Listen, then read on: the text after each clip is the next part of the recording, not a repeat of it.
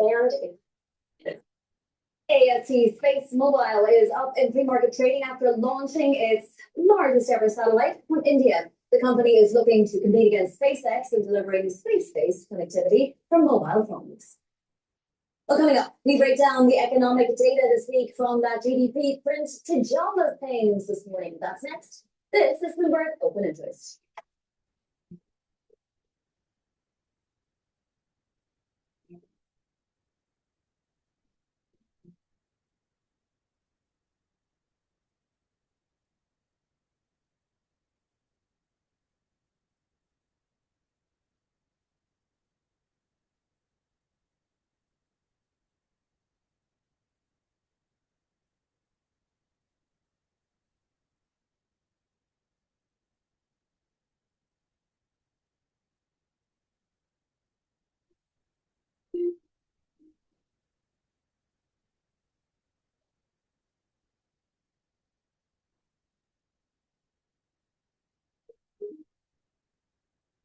Technology is embedded in every aspect of our lives, and laying the foundation for the future. from finance to defense, AI to entertainment. And from the road to the stars. Bloomberg brings you the latest stories of the people and companies pushing the tech sector to new frontiers. And the politics that shape global tech markets. I'm Caroline Hyde in New York. And I'm Ed Ludlow in San Francisco. Watch Bloomberg Tech every weekday. Only on Bloomberg Television. Peru is maybe first country inspired to me to how can I use the different ingredients. First time I went to Peru, trying to culture food. I never had this ingredients never used in Japan. Kind of like a wow, and cilantros, chili, garlic, and olive oils, a lot of good seafoods, completely different way. Example, they have a fresh fish, but Japan, the fresh fish uses sashimi. Now Peru use fresh fish, make it called a ceviche, cooked with the lemon juice. You never use a soy sauce. First time I ate this. Hello, my name is DrPaulCottrell, and I'm doing this live stream on December 24th. This is going to be kind of a low intensity day because of the holiday, but you never know what happens. We're going to go over the markets. We're going to go over any breaking news, give you my perspective on things. Thank you for joining. I greatly appreciate it. Please help support the work that I do by making sure you subscribe to all the channels. I have Brighteon, Bitchute, and Rumble. You can also follow me on TikTok, X, and GETTR. You can also help support the work by being a paid member to my Patreon or Substack channel. All the videos I do are for free, so please help support the work that I do by donating, by subscribing, by sharing the links, by asking your social media to follow me, and get the great products that I have on my store, the-studio-reykjavik.com. You can get ebooks on finance, on artificial intelligence, on genomics. I have course material on immunology and pulmonology that you can sign up for only $25. You learn about how the lung system works, how your immune system works, get lots of PDFs, lots of videos. You learn at your own pace, and you can get the great products that I offer that help to improve your health and slow down the aging process. So before we begin, let's talk about two of those products. I have structural nanosilver soaps, very high quality, that help to improve the health of your skin. You can get it in peppermint and also in lavender, in charcoal tea tree, and lemongrass. Get a few bars for your household, very high quality, use them every day to improve your skin. And it's made from structural nanosilver, so it will neutralize. And because we're in the winter season, make sure you get my structural nanosilver drops. You can get it in honey and lemon, blueberry, and also in cherry flavor. Very high quality. Once you have that throat irritation, take them right away. Have some at work, have some at home. You never know when you need them. If you're around someone that's not feeling well, take them prophylactically. And what this will do is create the secretions, neutralize, and protect your oral pharynx. Really important. Make sure you have them available. You never know when you need them. They're very high quality. Please go to my store, the-studio-reykjavik.com.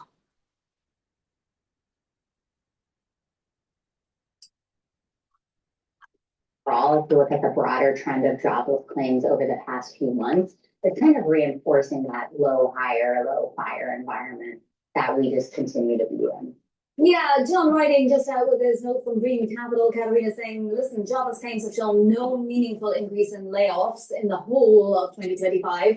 And moreover, the 4-week average is below the average for 2025. Does this mean the Fed is free to do nothing in January and maybe even beyond? I think it certainly kind of bolsters the case for them to perhaps keep rates on hold at this point. It seems that they're leaning in that direction anyway. They delivered 3 rate cuts this year. That came after a full percentage point of cuts last year. So I think, it sounds like they're kind of ready to perhaps take a pause, and data like this that kind of keeps things steady right now in the labor market will certainly support that. What about the big GDP surprise to the upside that we got just the other day? How much does the Fed take that into account for the January meeting, considering that it was somewhat backward looking? Yeah, I mean, you're right. It was pretty backward looking, right? It's for the third quarter of 2025. But I think it will, what it will do is kind of lend a bit more confidence to the more hawkish faction of the Fed, the people that were already starting to get really reluctant about some of these rate cuts that we had this year. Those Fed officials will probably feel a bit vindicated in that position and will feel even more apprehensive about cutting further, because that data really showed that the economy had quite a bit of momentum, especially from the consumer. And that's where you can really start to get some inflation. Katarina, we do have a 7-year auction at 11:30 a.m. Eastern. Will we know anything from appetite at this particular auction, given how low liquidity a day it is? Yeah, I mean, it's a tough day, right? Christmas Eve, it's really coming right before Santa's supposed to be delivering our presents. So I think it's a tough day for anything like that. I don't know that we can really take a lot of signal today from anything that's going on in the markets. So we'll just have to see what happens. Okay, it is Christmas Eve. The consumer is definitely on the mind, Katarina. You had mentioned the consumer and potentially inflationary pressures picking up. Just talk to us about kind of what economists are expecting for next year when it comes to the consumer. I'm hearing a lot of people say K-shaped economy. Yeah, that's right. I mean, I think economists are optimistic in general when you look into next year. Of course, we're coming off a year with a fantastic stock market, right? We saw those new records yesterday. And that's really bolstering spending, especially at the top end. For the lower end of consumers this year, especially the end of this year, has been rough. We've seen spending really come off for those folks this year. So into next year, it's really going to have to depend on what happens. I think there's some optimism that maybe some of the tax legislation that we had this year could help, on in terms of no taxes for overtime pay and tips. Something like that could maybe help people on the lower end. We'll just have to see if it really makes a dent and makes a difference for those folks. Katarina, prepare us for next week, because it feels like it should be an even quieter week, but we do also have some more releases, including the FOMC meeting minutes. Will there be anything we should be watching out for? Yeah, I think what I'm really going to be looking for in those minutes is further signs of this growing disagreement among Fed officials. We've clearly seen that there's a pretty big split among those that are really ready to not raise rates anymore and those that still want to cut rates anymore, and those that want to keep cutting. So it'll be interesting to see just how that was talked about, how that was discussed at the last meeting. Whether people expressed concern about certain parts of the economy, about what's going on in the labor market, whether there was more concern about inflationary pressures, whether that cohort is growing in numbers. So I think there'll be a lot to read through. and may give us some hints about what's to come at their next meeting, which of course is at the end of January. All right, Katerina, thank you so much, and for all of your context all year. That is Bloomberg's Katerina Savaiva. Let's get a quick check on futures now. Just a few minutes before the opening bell, we flipped negative again, at least for S&P 500 futures and Russell 2000 futures. Don't forget the Russell 2000 had been outperforming, but we've been pipped to the post. The Nasdaq 100 doing well after the stocks had its last 4 days of a rally, more than 7% of a rally for those chip companies. We'll see how things do today, but we're effectively unchanged. Coming up, a look ahead at how market. All right, we're going to go to CNBC about the K-shaped recovery. This is the Foreman CEA chair, Jason Furman. Please go to my store, the-studio-reykjavik.com, and get the cleanse. This is 30 parts per million, or max 35, which is 35 parts per million. Take a teaspoon a day, every day, swish it in your mouth, gargle about 20 seconds, and swallow it. This will help to boost up your immune system, neutralize anything that you may have, improve your oral cavity, improve your oral pharynx, maintain the mucosal barrier, and improve the epithelial cells. When you do this, this will help to boost up the immune system. In addition, if you're not feeling well and you need to neutralize, swish it in your mouth, take a tablespoon or two, swish it in your mouth, gargle about 20 seconds, and swallow it.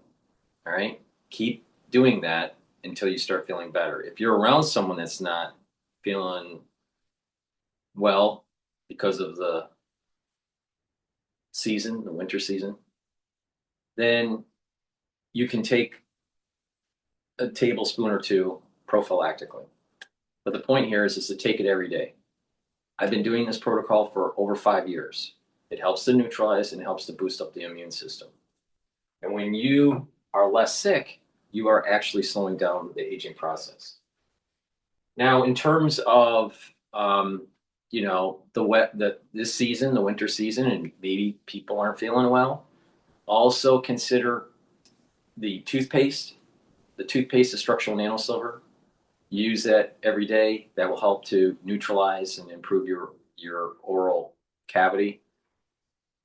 And the gels, the gels that I have, put it on your hands, around your mouth, around your nose, around your eyes, around your, in your ears, a little bit in your ears. Lightly coat your nostrils, and that will help to neutralize, protect, create a protective barrier. And also, if you have drainage, a runny nose, that gel will help to slow that down. And the gel will also reduce the soreness of a stuffed up nose. So please take a look at the products that I have on my store. That will help a little bit. And also, the magnesium, zinc will boost up the immune system. Magnesium also helps with brain function, super important. Magnesium also increases the efficacy of vitamin D3. And vitamin C and magnesium boosts up the immune system, helps with the skin health, and helps with brain function. Take them together, especially during the winter season, to help to mitigate if you contract something. And this will also help to boost up that immune system. And also, vitamin D3 is super important. Why? Especially for the winter season. This will help to get cells to go into apoptosis if they're infected. A lot of cells that are infected, their apoptosis pathway is hijacked by the pathogen. So the best way to get rid of it is to get the cells to go into apoptosis. Vitamin D3 helps to do that. Vitamin D3 also helps to absorb calcium. If you do resistance training, it's going to help with bone density. And vitamin D3, the efficacy increases when you take it with magnesium. Magnesium will increase the efficacy of D3. Vitamin D3 also helps with gene expression. It's a gene expression cofactor. A lot of people don't have enough D3. Therefore, your genes aren't expressing well. And don't be surprised that you're not having a robust immune system because your genes aren't being expressed well due to lower D3. But it's really important to take D3 throughout the year, but especially during the winter season. All right, let's listen into CNBC.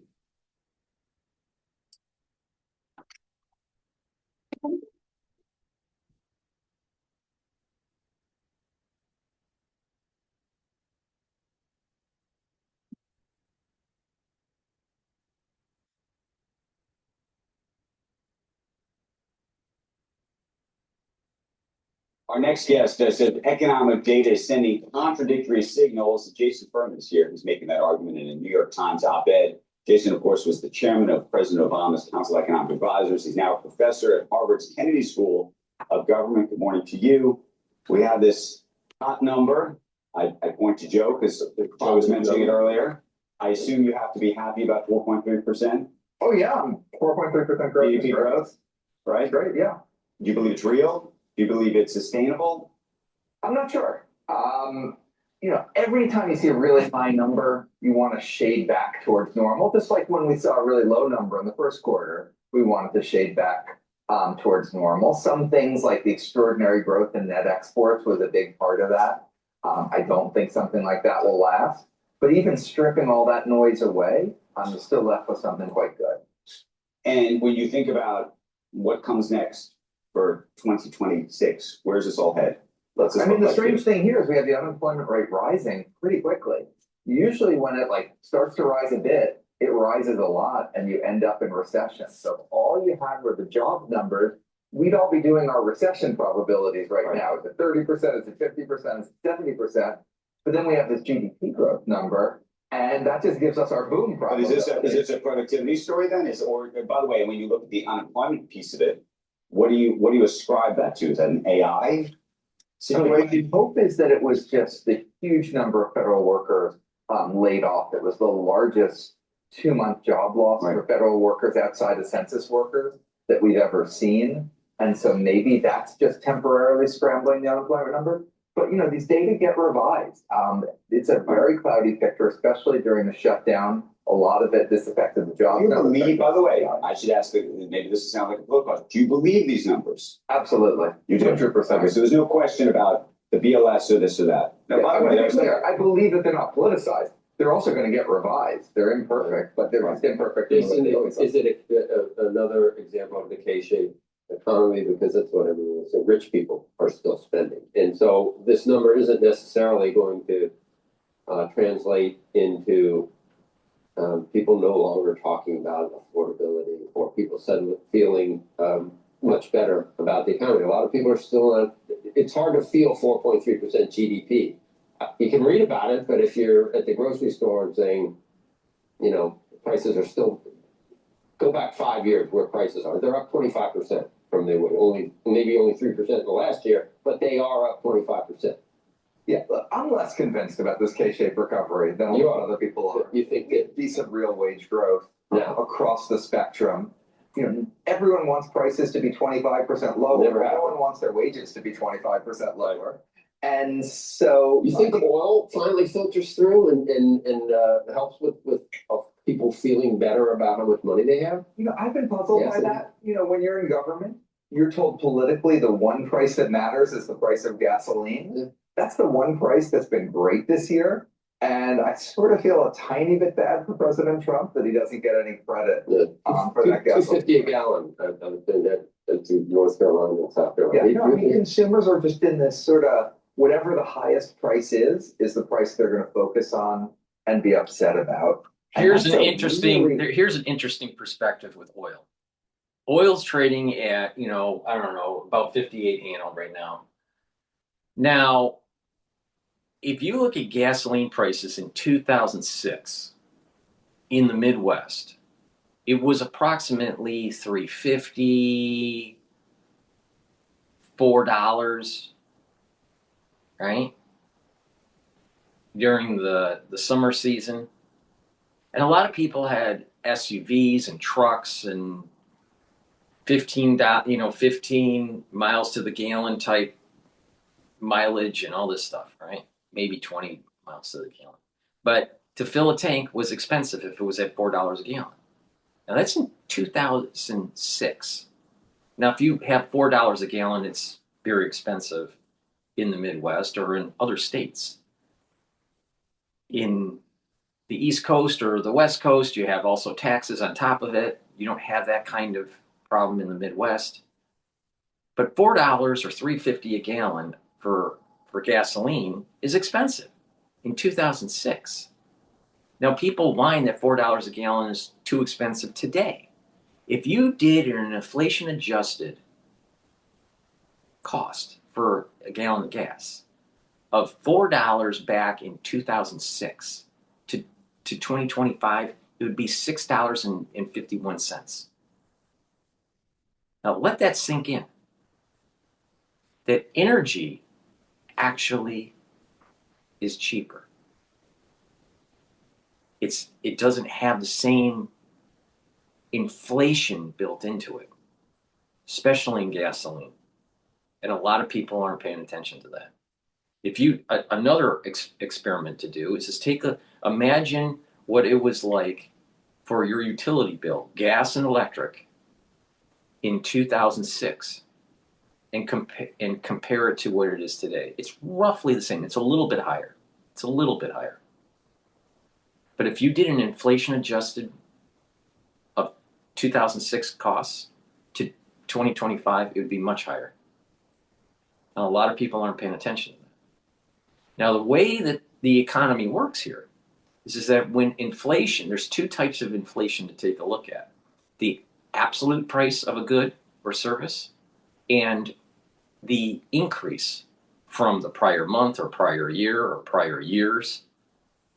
So the rate of increase, the velocity of the inflation, and the absolute price. Now, when they keep on saying inflation is going down and all that, they're talking about the rate, the velocity. Some of the numbers were suggesting 2.7 for CPI. Others are suggesting higher than that, 3 point something, 3.1. Target is 2%. Prices will never go down, even with inflation rate slowing. Because if they did, then you're talking about a deflationary system where your home prices to get a buyer will radically go down. You getting a new job means you having a less income annually. Everything starts to deflate. This is the reason why the Federal Reserve wants a baked-in 2% target. They don't want a 0% because they need a buffer just in case to prevent deflation. So just keep that in mind. Yeah, energy costs seem to be expensive, but if you do inflation adjusted from 2006 or 2000, hey, it's cheaper. It's a lot cheaper.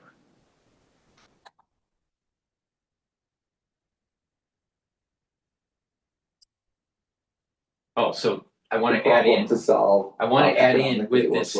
I want to add in the K-shaped economy. I do think the K-shaped economy is happening, but I'll do a minor revision on explaining this. So the K-shaped economy or recovery is basically you have well-to-do people doing okay, and it's going in an uptrend, and that's the up part of the K. And then the down part of the K is the rest of society barely getting by, or it's getting worse for them. Job prospects are less. There's a lot of ghost jobs out there. Movement of labor is slowed down because people don't want to leave their job. Companies aren't hiring. Now the question is why? I think it's a combination of the unknown of the economy for 2026 and also the effects of tariffs and AI. AI, I think, is another big one.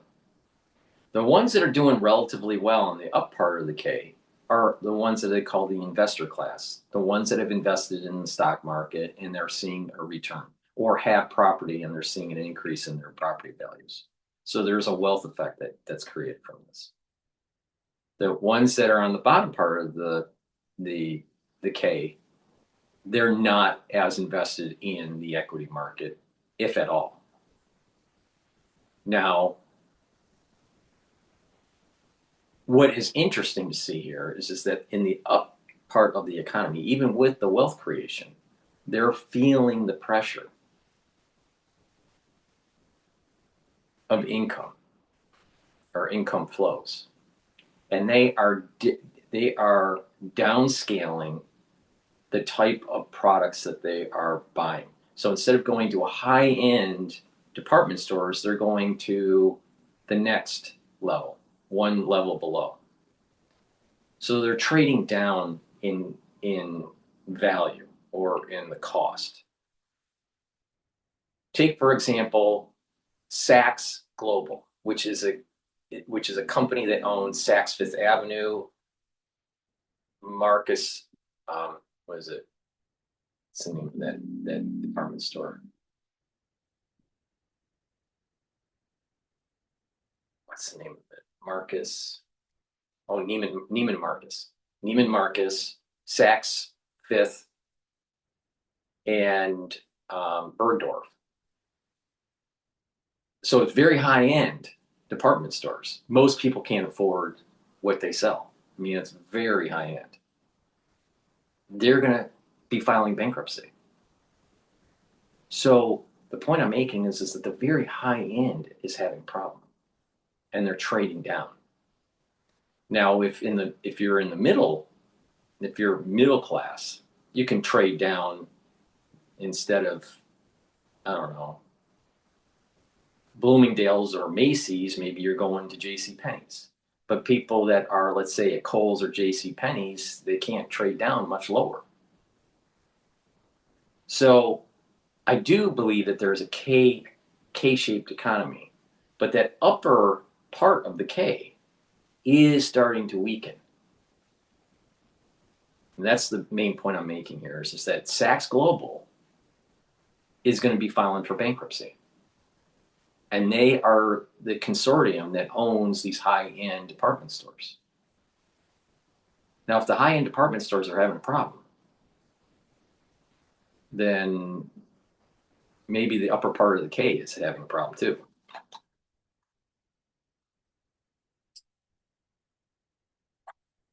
Yeah. Tariffs, the 4.3% was in spite of, or in some cases, because of tariffs. And what I mean by that, the president is saying that money is coming in here from abroad. He uses 18 trillion. I think that he's saying that the implementation of the tariffs have caused a lot of capital inflows as people either want to curry favor or build factories here in this country. I think he's using those numbers. But did any of these things actually help GDP, or is it still a headwind? Will it always be a headwind? That's what the president's the most quantitatively reliable analyst to be. He uses 18. I know, and people roll their eyes, but I can connect the dots how he gets there. There's money coming in. I don't see very much money coming in. I don't think the tariffs are adding to growth, except they're shifting it around. I have no doubt that they're probably subtracting. We could have lower interest rates right now, a more sustainable growth path if the Fed weren't so worried about inflation. There's some reason to still be worried about inflation. If we did it 4% next year, which is, that would be the highest we've had in many years. If we did that, what would you? Well, that's the interesting thing about this, is if you look at like these different metrics, the mobility of jobs, it's been slowed down. Individuals' feeling of the job market, it's suppressed. Inflation seems to be coming down from the Biden years, but still a little bit above the target. You want 2% plus or minus maybe 5, plus or minus 3, 0.3. 0.3 to 0.5. So, 2% target. We're at, we had 2.7 for CPI. Some data is suggesting 3.1. All right. So it's a little bit higher than the target, but a lot better than during the Biden administration. Unemployment is at like 4.6, 4.7%. Youth unemployment is above 10%, which is that's scary. Home prices may be stable, maybe.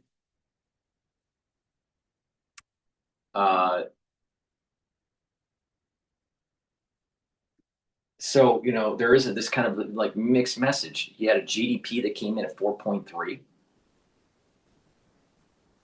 Oh, wow, that's pretty damn good. So you have GDP that's growing. You have a little bit more inflation than you would expect. You have unemployment slowly ticking up, but it's still below textbook natural unemployment rate of 5%. So it's relatively, it's like one of those situations, it's half empty or half full. Are you an optimist or a pessimist? That's where the economy is right now. So if you're really optimistic, things should get better. If you're a pessimist, things might get worse. Who knows? But I'm worried really about how AI affects the job market. How does it affect the hiring dynamics of corporations?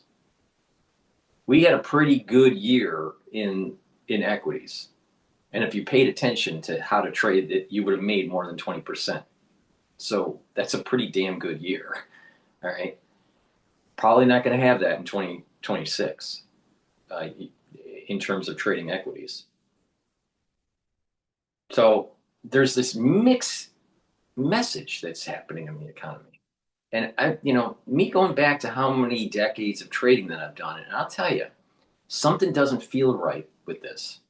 Because normally when you have an all-time high in the S&P 500, people are more euphoric, they're more willing to spend, they're not retrenching, there's just everything's more positive. I don't feel, now maybe it's just me looking at the glass half empty, but I don't feel that the holiday season is as cheerful as it should be when you compare it to other end of the season all-time high stock prices.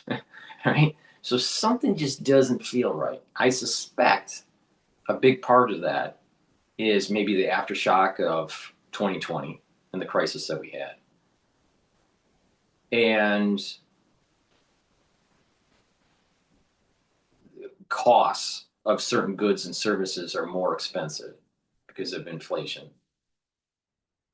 And this unease about AI, this unease about like, what does this mean for the job market? Something doesn't feel right during this holiday season.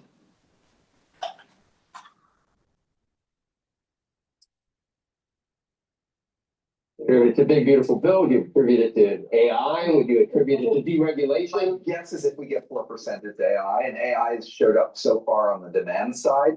We're not really seeing it very much on the supply side with productivity growth. To get something like 4% growth, I think without a lot of inflation, by the way, then I think we'd really need to see AI adding to productivity. And a lot of businesses have it, they're working on it, but they haven't really figured out how to make it work. Isn't the downside of productivity 5% plus unemployment?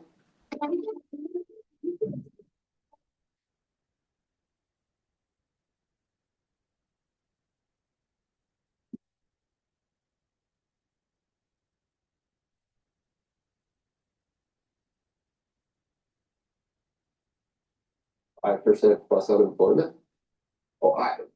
Periods of productivity booms have historically been periods of job booms. Think the late. But the productivity that we get from AI is because This is the point I'm making. Many humans employed. His guest is like saying, well, typically there's something different. There's something different about AI. There's a decoupling of capital where the economic theories are going to break down. Typically, when you have more productivity, you'll hire more. Well, there's something different here. There's something not right. Now, I know a little bit about economics, and I can't explain, and I have not heard any economist explain with any level of accuracy or level of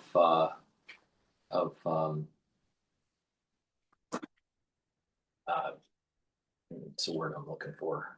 Any level of fidelity that explains the decoupling of capital and labor because of AI.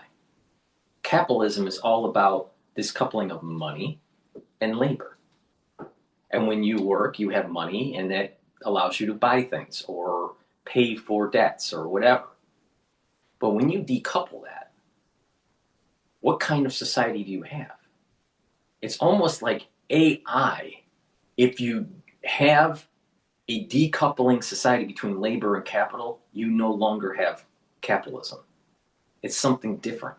And I have not heard any economist explain it with any level of accuracy. So they always go back to, well, what was it like in the, historically? Well, maybe those are different. Some people would say, well, what about the invention of the computer and it led to a big boom? Yeah. But people had to program the computer. Now you have a computer that programs a computer. You have a computer that can create art. You have a computer that can create a book. You can now you put that technology into a humanoid, a robot, and it makes the problem even worse. So in theory, AI can make mankind obsolete. Well, if you decouple mankind from capital, you no longer have capitalism. So there's this, no one has a good economic theory about what's going on here. Nobody.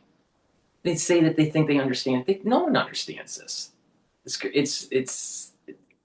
It could be just a whimper, and that it's just going to be a tool that we use, and eventually we become more productive. Hopefully, that it acts more like the computer age when it was being adopted into corporations, and at the personal level, on the PC computer type thing. Or does it really change things? Now, at the high end of AI, for medical research, you're going to be using people will be using AI to understand mechanisms, how the disease progresses, large databases to change certain molecules in a certain way for drug discovery, or being able to create new proteins that can inhibit a disease or help with gene therapy or whatever, right? So there'll be a speed of discovery that instead of taking years to try to discover the shape of the molecule or the shape of a protein to be an inhibitor, it may only take months, if not weeks. So there'll be a speed of it.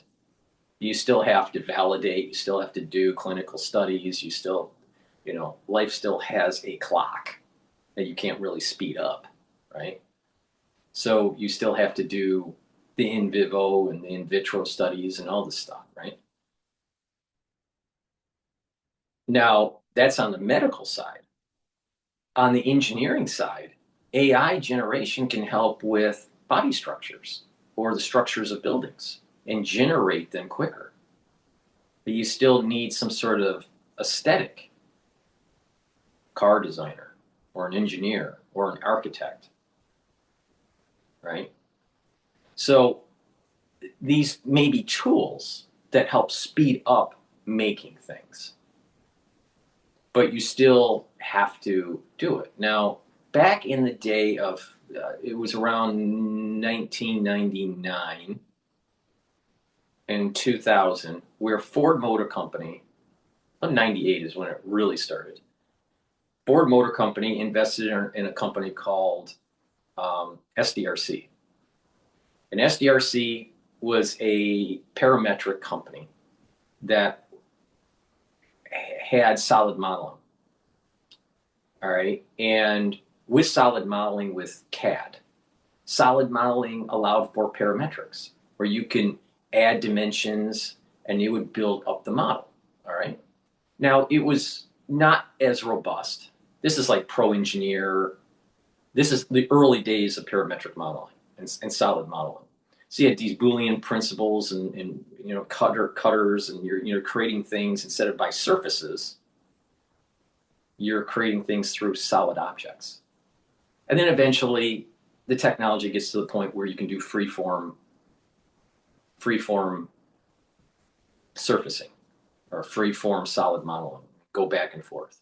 But it took a while to do that. It started with wireframe, then surfacing, then solid modeling, then freeform. But when it went to solid modeling, it was parametric. So Ford was sold on an idea by SDRC that if you invest in the software and you design your car and you parameterize all your parts, that you'll be able to have an engineer come in and just type in the different dimensions and it automatically change. It didn't work. Why? Because parts touch other parts, and those parts and subsystems touch other subsystems. And there's such a cascade of changes that if you change the surface of a car, it radically changes many different parts. The body structure, the body in white, the placement of the engine, the placement of the powertrain, changes in the suspension, new design of the dashboard, changes where certain components go. It couldn't update. It would just crash. And that was at a subsystem level. But the goal was that you just change the part and it just automatically propagate and automatically change. Couldn't work. It's too complex. I suspect that something similar is going to happen with AI, where it's being sold at companies that it's going to just automatically do it. And then people are going to realize it doesn't automatically do it, and you have to chunk it. You have to chunk. I mean, they're starting to see, you can't ask an AI just to build, let's say, a operating system for Apple or for Windows. You have to chunk it. You can't just ask an AI to write 1 million lines of code and it does all these features without chunking it, without breaking it into smaller pieces. So what I saw when that transition at Ford from surfacing to solid modeling,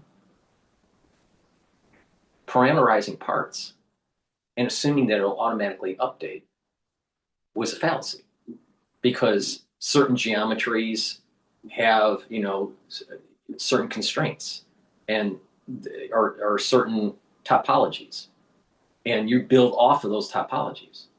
Well, if that topology goes away because of a change in the data and change of the dimension, instead of a sharp corner, that's like this, that's right angle, let's say something is more acute, right? When you change that dimension, but you were building off of a right angle constraint for some other part. That other part or that constraint may get all blown away. This is the problem with generative AI. People don't understand this. So you can't over-parameterize. So what engineers were doing was just like, we're not going to over-parameterize, and we're going to look at this in a more system, part, and subsystem base, instead of looking at it trying to parameterize the whole vehicle. AI is trying to do this, right? Trying to over-parameterize life. The reason why I'm bringing this up is that the lessons learned in automotive engineering with parameterization, with solid modeling, is some of the same problems that may arise through over-parameterizing your business model with AI. I'm 100% right on this. I've seen too many times where a business or a design has been over-parameterized and it doesn't work. Something changes. And not just that, when you over-parameterize something, especially in business, and you have experts that know the system leave, when something changes and they need something updated to update the model of the business model or the automation processes of whatever is going on at your company, that knowledge is gone. Think about writing millions of lines of code, and you have 10,000 engineers writing the code, and they have some deep knowledge of the code. And let's say all those 10,000 engineers leave, and you hire new engineers. They don't have any idea, even if you had proper documentation on what functions do what. it would still take a long time, and you'd have bugs and you'd have problems with the updated code. Same problem. Same problem. If you over parameterize, if you get rid of your knowledge workers, the time when you really need them, everything starts to crash. So there's a lesson learned here about AI. There's a lesson learned here of what to do and what not to do. Now, what I'm saying is like a larger arc. You have AI that's building out data. Hyperscalers are building out servers to calculate. Eventually, you don't need as many frontier models, so you won't need that heavy load of calculation, and it's just training, piggybacking off of an LLM, some sort of process that you're doing at your company. Maybe it's engineering. Maybe it's in medical research. Maybe it's in finance. Maybe it's in data analytics in some sort of oil well or something, right? But you're building off of that LLM. You're training a model that's very specific for your needs. You don't need as much computational power. You can do it in the cloud or you can do it locally. And eventually that may need to be reparameterized once in a while. All right? Or you can create a model where it's doing real-time parameterization, where it's updating based on new data or whatever. But once it's built, right, and it's doing its thing by analyzing the oil well or analyzing the stock market or analyzing your customer base on the changing behaviors of, do they buy yellow or do they buy orange?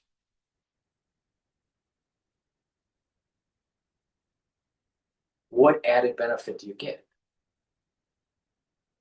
So that I believe that AI is going to have some sort of S-curve, there is a rapid adoption, and then all of a sudden it peters out and you don't get further gain.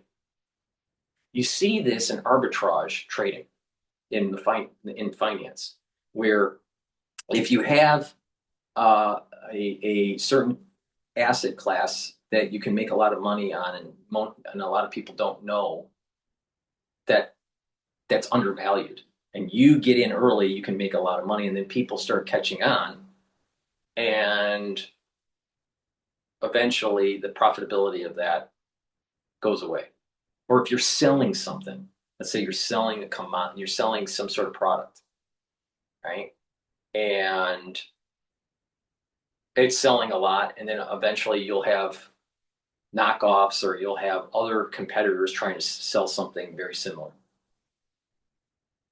And eventually you lose market share. The price starts to come down per unit because of the competition. So you lose that arbitrage. With AI, as it's getting to that S-curve and starting to peter out, companies that are using it aren't going to have the same benefits of productivity relative to another company that's doing something similar. You get that productivity gain, and you get that arbitrage of being able to perform better in the market, in your industry, because your other competitors are not doing it. But the moment they are, then everything equalizes. So because we live in an open, complex system, open, complex systems cannot be modeled. You can create, let me rephrase it, it cannot be modeled completely. An open, complex system is indeterministic. You can't determine it. It can't be modeled accurately, so it can be only modeled parsimoniously, partially modeled. And this is the reason why things have to be reparameterized. So because we live in this open, complex system, mankind is an open, complex system. The stock market is an open, complex system. Therefore, you will never be able to fully accurately model it. The human body is an open, complex system because it's getting inputs from the outside and inputs from the inside of the body. It can't be fully modeled. or fully understood. Same thing with brain function and consciousness. That's an open system. It's never going to be able to be fully modeled. Parsimoniously, yes. Fully modeled, no. So because humans, the human species, the human society is an open, complex system, AI adoption may actually run its course and reach an S curve, and therefore the use is not as important. Or it may just incrementally. Well, I don't understand why we assume that it's going to be exponential forever. It could be exponential at a certain epoch and then eventually peter out, and that's the S curve. That's, there's no adoption, rapid adoption, there's no adoption, very slow adoption, rapid adoption, and then it peters off. And it may actually go down. Or it may peter off and then something new about AI happens and it starts to come back up again. So it's plateaued. There's different steps. So when all the companies are using it and you get rid of that, you squeeze out the arbitrage of using AI in whatever way you're using it, and everyone else is using it, you still have to have some sort of what's your extra secret sauce, because everyone has the KFC recipe. See, KFC works really well because no one knows the KFC recipe. Coca-Cola works really well because no one knows the Coca-Cola recipe. But when everyone has the secret sauce for their industry because AI figured it out for them, where's the differentiation? Some new secret sauce has to be created, is the point I'm making. So I'm not really sure on how this is all going to shake out because it's just too intractable. It's just too massive. If you really listen to the complexity of what I'm saying here, you'll realize there's no way a human being can fully understand how it's going to affect the economy short term and long term. It's too massive. It's too massive of a system shock. My gut feeling is that there's going to be a period of time where it'll be an S curve and it'll just peter out. But what happens during this rapid adoption? A lot of money is going to be spent. A lot of money is going to be wasted. And there's going to be miscalculation of what to do with the labor force when this is happening. Either over employing or maybe underemploying. I don't know. But something's not right. Something's different. Something's different. People sense it. They sense it at their job. They sense it. Something's different here.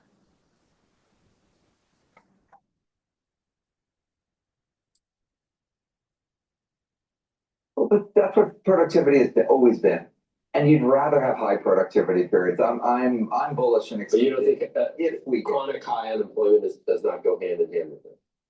No one knows. With AI, it's going to be something new. I think we should be prepared for that. But I would bet on the more AI we get, the more prosperous we all are. And that's a good other piece into this. So tariffs. We haven't really hit tariffs. Well, no, but we haven't hit the question of if the tariffs get fundamentally removed, right?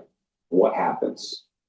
Could you Nobody knows. sort of re-scramble the entire economic system if in fact the Supreme Court if you get rid of tariffs 100%, then you really, around the world, then what you really have is a free market. We don't have we've never had a free market because there's always been subsidies or tariffs or something that prevents a free market. So the world has never seen a free market. We've had a quasi-free market, a partial free market, but not a free market, ever. It's never happened in mankind's history, ever. Now, but just theoretically, if we get rid of tariffs and there's some trade imbalance that's taking place with this free market, real free market, then what will happen is that some societies will have to increase taxes, reduce social spending, and or issue more debt. Now, the way that the United States works is that everyone wants their cake and eat it too. So the social programs aren't going to be truncated, and more debt is going to be issued, and therefore you're going to have to pay more of your tax revenue towards interest. And the society becomes less productive. That's what I think would happen. But, let's see what these guys do.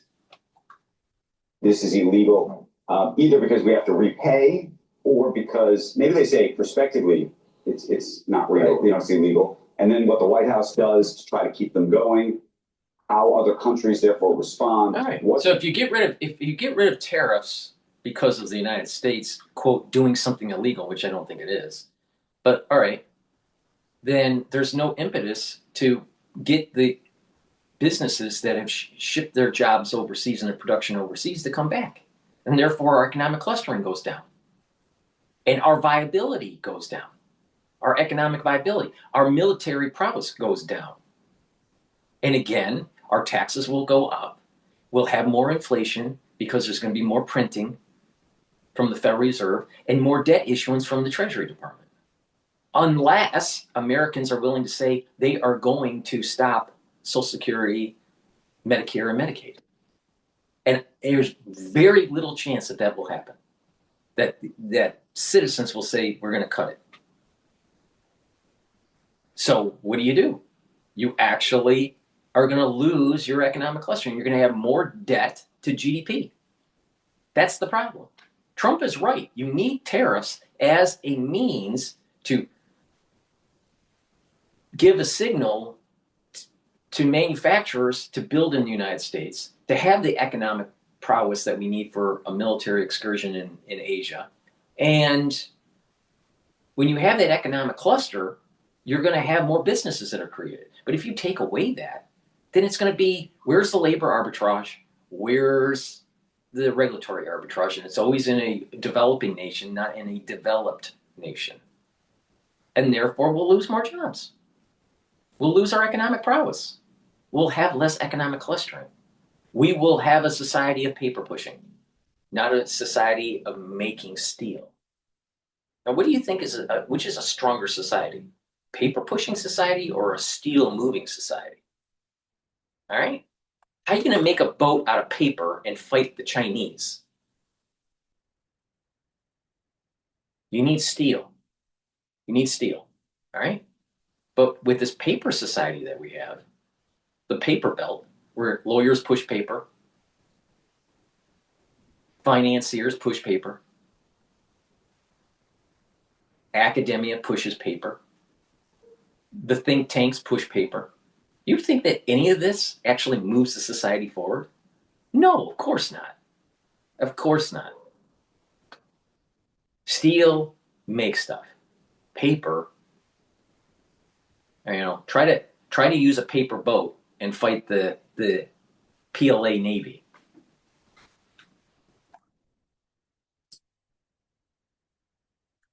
Due to the whole system. Yeah, that's it. I mean, part of why I think we haven't seen that much inflation from the tariffs, and we've seen some. You see goods prices up in a way you wouldn't have seen absent these tariffs, is businesses are holding off because they expect to win in the court. The administration has a lot of bravado that they're going to get everything back through other means. I don't think they can get things back through other means. Other channels like 232, national security, they take time. You can't just wake up in the middle of the night, decide you don't like some country and slap a tariff on the way President Trump does. So I think we're at peak tariffs and they're coming down. Are you pleased with the amount of money we're bringing in? I mean, one of the things we've talked about a long time about is the debt, national debt. Yeah. What are we at, 38 trillion now? Mm-hmm. Well, so you say to yourself, this is a nice one way to chip away at it? Look, we're all looking for more revenue to somehow deal with this at some point. It is a terrible way to raise revenue. I mean, to chip away at the debt or reduce our taxes. You got to remember what Trump's trying to do here. The tariffs and the money that came in are supposed to help the farmers and help the regular citizen. I don't see anything wrong with that. Because what that is going to be doing is that now you have more money in your pocket and you're going to be able to do what you want with it. But the financiers, the paper pushers, the one from the paper belt keep on saying that's a bad thing. Because it's an inverse relation. Make steel or make paper. Make steel or make paper. Now, if you're in the paper belt, you're going to want to make more paper. Push more paper. But if you're in the steel industry, if you're in the Rust Belt, if you make stuff, if you're in the military, you're going to want more steel. But the paper pushers have control. They have control of the Boss-Wash corridor from Boston to Washington, D.C. And don't forget New York City. All right? That corridor, that's where intelligentsia is. And that is the paper pushing belt. And they don't care about the Rust Belt, the Tech Belt, or any other belt. All they care about is the paper belt.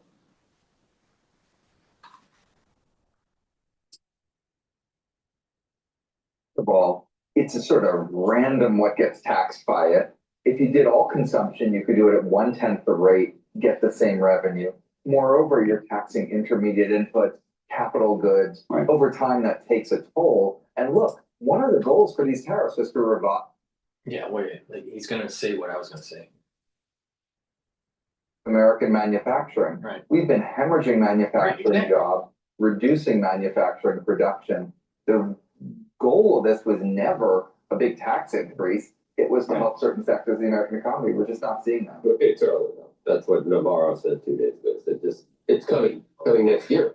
He acknowledged manufacturing jobs are down. And I'll come back a year from now and talk about how that didn't happen. Or Yeah, Mr. Know-It-All.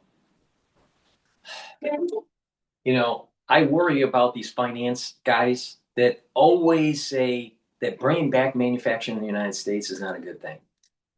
You got to worry about them because they're paper pushers. Please go to my store, the-studio-reykjavik.com, and get the complete multivitamin. This is a very high quality multivitamin that has the cofactors for proper enzymatic activity so your cells perform properly. Now, this multivitamin is easy to digest. A lot of multivitamins are not easy to digest. Guess what? This one is. That's why it's better. Probiotics, really important to take. I have a veggie cap version and a powdered version. Take this probiotic every day. This will help with your gut biome, allow you to absorb your nutrients, improve your immune system, reduce inflammation, improve your skin health, rev up your metabolism. You will get better sleep. You'll consolidate memory. You'll be able to detoxify your central nervous system because guess what? A good gut biome allows you to get into 3 to 5 cycles of REM sleep. And when you do that, your brain functions better. Amazing how that works. So please go to my store, get the probiotic, get the multivitamin. That's the foundation to slow down the aging process and to get healthy. And resveratrol. Resveratrol will soak up free radicals, increase the health of your mitochondria. You'll have more ATP, so you have more energy. Resveratrol helps the health of your basal layer, so your skin improves. Resveratrol also helps to have your cells express genes in a more youthful way. This helps your epigenetics. Resveratrol also helps to get rid of senesced cells. Senesced cells just stop dividing. They just sit there because their telomere lengths are short. So when the telomere lengths are short, the cell has two choices. Stay there and collect garbage and be a senesced cell, or go into apoptosis. Now you want them to go into apoptosis, but these cells just sit there and collect garbage, and over time you just turn into a garbage can. Resveratrol gets rid of those cells, so you're not a garbage can. Please go to my store and get the resveratrol.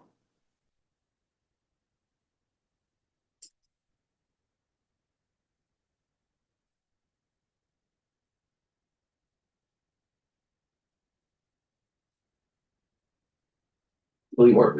Every lesson is visual and All right, you're watching live now. I'm Austin Westfall, the Wall Street Journal, with this exclusive. The U.S. moving large numbers of special operations aircraft, troops, and equipment into the Caribbean area this week, giving Washington additional options for possible military action in Venezuela. That's according to U.S. officials and open source flight tracking data, according to the Journal.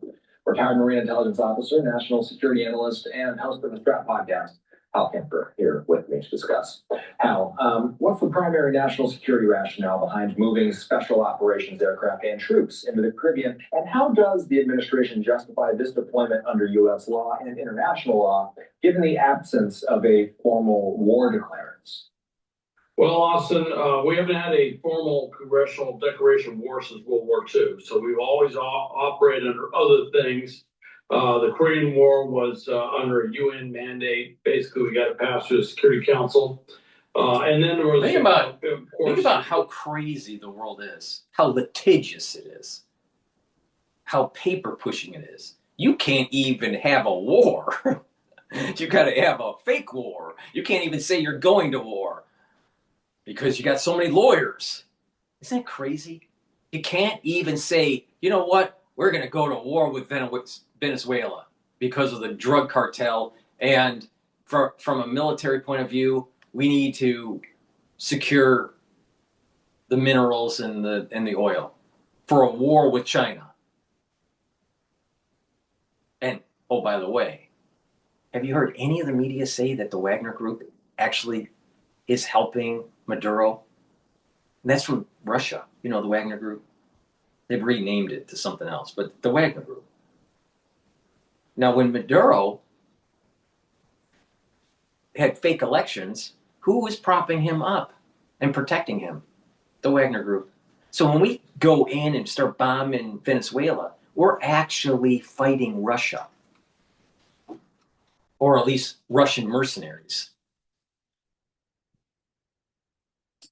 But we can't say it's a war. Back to the war on terror, we had the original post 9/11 authorization for use of force, and that kept getting modified till we were doing stuff in Libya against Muammar Gaddafi, still claiming some sort of tenuous connection to that use of force document. But we haven't yet done anything on the ground. We haven't yet violated the sovereignty, although we have a blockade in place around Venezuela, a maritime naval blockade. It's for sanctioned tankers only. There are other ships that are allowed to go through there. We have stopped 2 tankers. We have 1 tanker we're in hot pursuit, trying to stop. They have not complied with boarding yet. And technically, a blockade is an act of war, but so far, unless Congress acts, the War Powers Act clock won't be ticking, and Congress hasn't taken any action saying that the War Powers Act is in effect. Al, one thing that I've been tracking is, as you mentioned, the tanker that's being chased right now. We're looking at the video right now. This is the second tanker that was boarded by U.S. forces. How do you assess the risk of this buildup escalating into open conflict with Venezuela or other states in the region? What might trigger a shift from posture and then over to active operations? Well, what I think the big shift will be is if we violate the territorial, sovereign territory of Venezuela and this one. I don't know that we're looking at any military operations or active military operations. Rhetorically, we certainly alluded to a lot of things to include within Mexico, but we haven't seen anything specific. What we have now sitting off Venezuela is a very robust, and that's what this buildup is. You see more special operations aircraft, more special operations troops, or troops capable of special operations coming in. That tells me that we're getting ready to do maybe a series of raids, which would make sense. Use the airstrikes, use whatever other capabilities we have in terms of strike missions, which could be drones, could be missile strikes, could be a lot of different things, could even be naval gunfire in certain cases. And then you do essentially amphibious raids in a variety of places. And what that does, it keeps the enemy constantly guessing where you are. And what you end up with a raid is you don't have an absolute combat power, and we don't have enough forces down there to invade Venezuela and overthrow the military. Something that we've seen certainly from Iraq and other operations we've done over the last 30-some years. It's not an invasion force, but it is a force that can go in there and do a lot of raids that could really upset cohesion, could cripple the confidence of the Venezuelan forces, and force the Maduro regime itself into moving around or maybe considering fleeing, versus the possibility that they could get scooped up. And that's a very distinct possibility. If you remember what we did in Panama back in '89, we actually we actually captured Noriega, albeit I won't get all specifics of how that happened, but we cornered him in a place where he eventually gave up. So, all of these things are weighing on Maduro's mind. And of course, the other fear is that he has a very unpopular regime. There's a lot of opposition in the country. And he's got to be looking over his shoulders because President Trump has said that we're employing the CIA for covert operations. So he's got to be looking at everybody around him saying, did this general or that general take some payment in order to overthrow me or some other promise? And it makes him very nervous. In fact, he's got Cuban intelligence operatives reportedly running around trying to find potential traitors or turncoats on the regime. Live look at the White House, time of the nation.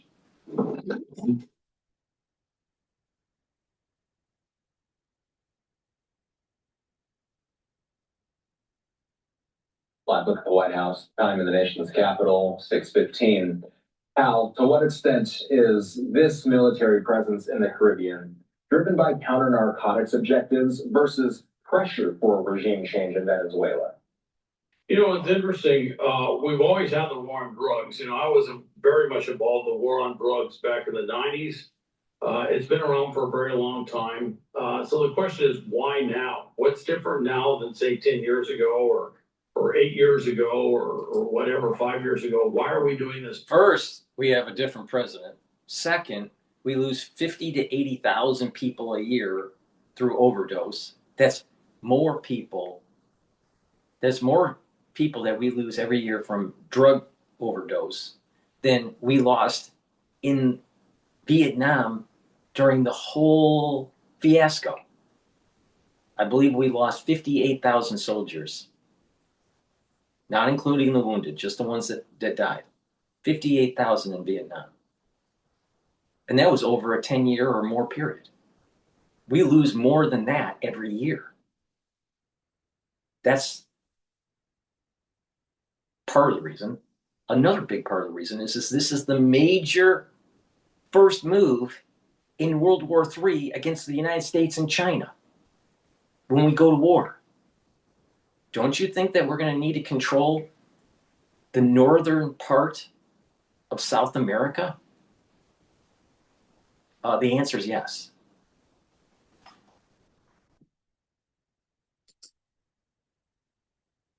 Now, and certainly the threat of fentanyl, the enormous casualties, loss of life that we've suffered in the United States from fentanyl has definitely changed the way we perceive these dangerous drugs that come in. Mm-hmm.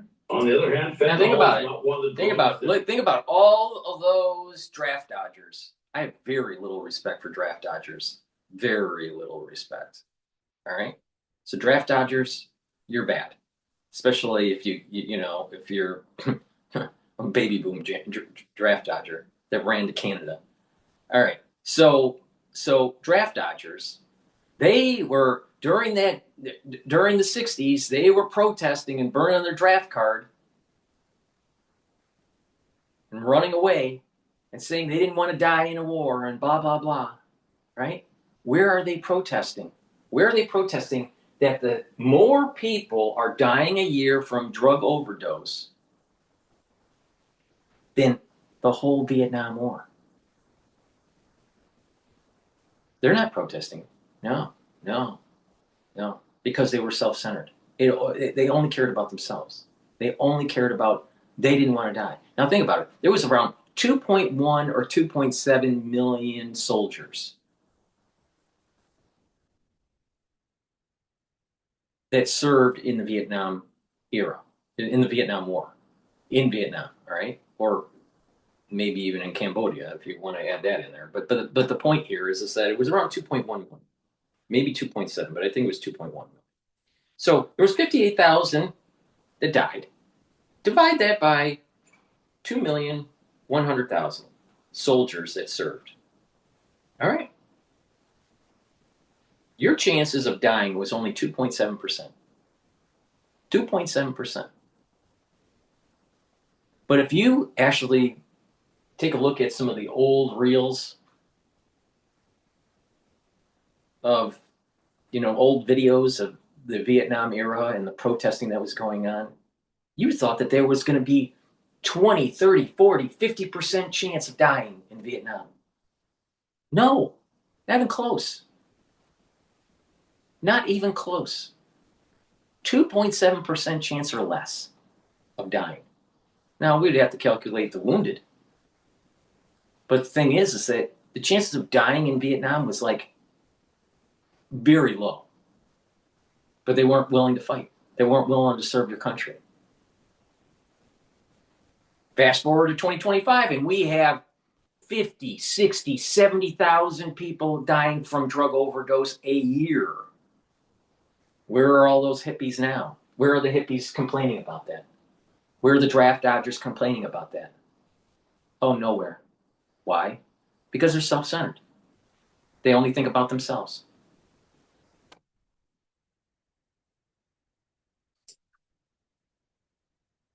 It actually comes from Venezuela. That drug actually, the precursors come from China, usually get processed somewhere around Mexico and then smuggled in. So that's not a Venezuelan thing per se. What is unique to Venezuela, though, is Venezuela provides a tremendous amount of oil, fuel, gas, if you will, to Cuba. And if you take away that Venezuelan oil from Cuba, the somewhat crippled, faltering Cuban regime tends to falter a lot faster. And there is a lot to look at there, saying it might be we're putting in a domino thing into place, which is we're blocking fuel, that we're blocking the stuff that sustains the Cuban regime. And certainly with Secretary Rubio, he's always been focused on Cuba with the idea that Maduro falls, Cuba falls. And we've mentioned the Monroe Doctrine more than once. Well, that is very much the Monroe Doctrine, is to keep others out of our hemisphere. I'll take it back to the top here. The Wall Street Journal, with this exclusive report talking about a large number of troops and additional special operations aircraft in the Caribbean. If we could, and I know this report doesn't give us all the details, but what does something like this make the U.S. capable of now than before it moved these extra resources into the region? Well, what makes it able to do is to project forces throughout Venezuela, certainly not just the coastal areas, but throughout Venezuela in a variety of means. For example, the Ospreys, the MV-22 Ospreys, the Special Operations Capable Ospreys, they're used by Joint Special Operations Command. There are things that we could do. For example, we could do raids, however that's whatever type of raid that is, deep inside the countryside. We could go after the drug cartel operations in places where they think they're safe, they're operating, they're far away, and the MV-22 can, fly in a long distance, very fast, stop, hover. They can fast rope in. They can do a lot of other things. They can land if there's a landing zone there, just like a helicopter. Offload troops. They could go in and take out a drug site. It could be a processing plant. It could be where they store drugs, command and control. They could potentially do a hostage raid where they go in and take hostages, or take prisoners, if you will. But like for example, Maduro himself. There's just a lot of things that can be done with that force, and it's much more capable than just the Marine Expeditionary Unit, which is Special Operations Capable. They have resources and capabilities. This brings in a lot more, and it means we can do a lot more simultaneously. What are, in your opinion, Texas is feeling unaware. Now Texas is open door to new TurboTax stores. Meet our experts. They do your taxes, so you can walk out with confidence. Now this is taxes. David Yearman. More meaningful with time. What are, in your opinion, the biggest questions facing the Maduro government as we head into the end of the year here?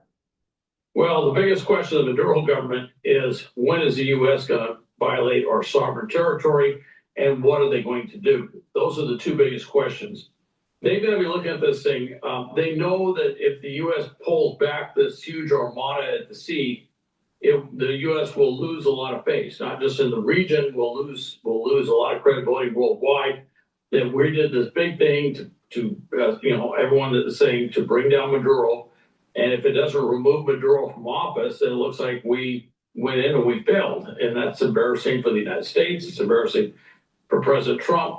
So he's going to be looking at this saying the U.S. is probably not going to pull out. They're going to force this thing. And if Maduro is dug at his heels and he's not going to leave, and you certainly hear his fired rhetoric like his Christmas address they just did, if he's not going to leave voluntarily, what are we going to do to force him to leave involuntarily? And that's the big question in Maduro's mind. That's the big question everybody has as far as what the U.S. is doing. Okay, so what are the big questions likely facing the U.S. as we head into the end of the year as it relates to how they deal with the Venezuela topic? Well, we're asking the question of how do we go in there and do that? And that's where planners sit there and they work through the various courses of action, trying to figure out how they would do that. They would work, they'd be definitely talking to folks who really understand the Venezuelan population, demographics, the political reality that's on the ground. They would certainly be, bringing in folks like the CIA to say, okay, what do you know? Where are your connections? How can you leverage what you have in concert with the military capabilities that we have? How can this work in concert to, oust the Maduro regime and to defeat the drug cartels operating in Venezuela? So that's what they're working through. And they're saying what would work, and they're looking for leverage points, and they're really trying to figure out what would be successful. And there's a lot of things you can do. Not everything will necessarily achieve the end state that you want, and that's where they're trying to work through it to try and get as close as possible to that combination of actions and timing and what they are that would basically unlock the door that leads Maduro to leaving office and for a regime friendly to the United States taking its place. Al Kemper is a retired Marine intelligence officer. He formerly worked on the war on drugs. We're going to go over to Fox Business talking about Mondani and how New York's going to turn into a shithole. Please go to my store, the-studio-reykjavik.com, and get the omega-3. This will help with your cardiovascular health, bring down inflammation, help you to control your lipid profile. You don't want to be on a statin, do you? Guess what? Just take omega-3. You'll be fine. All right? Make sure you do a little bit of cardio training. Make sure that you eat properly. Control your blood glucose levels. Take omega-3. Omega-3 will also prevent over stickiness of your red blood cells.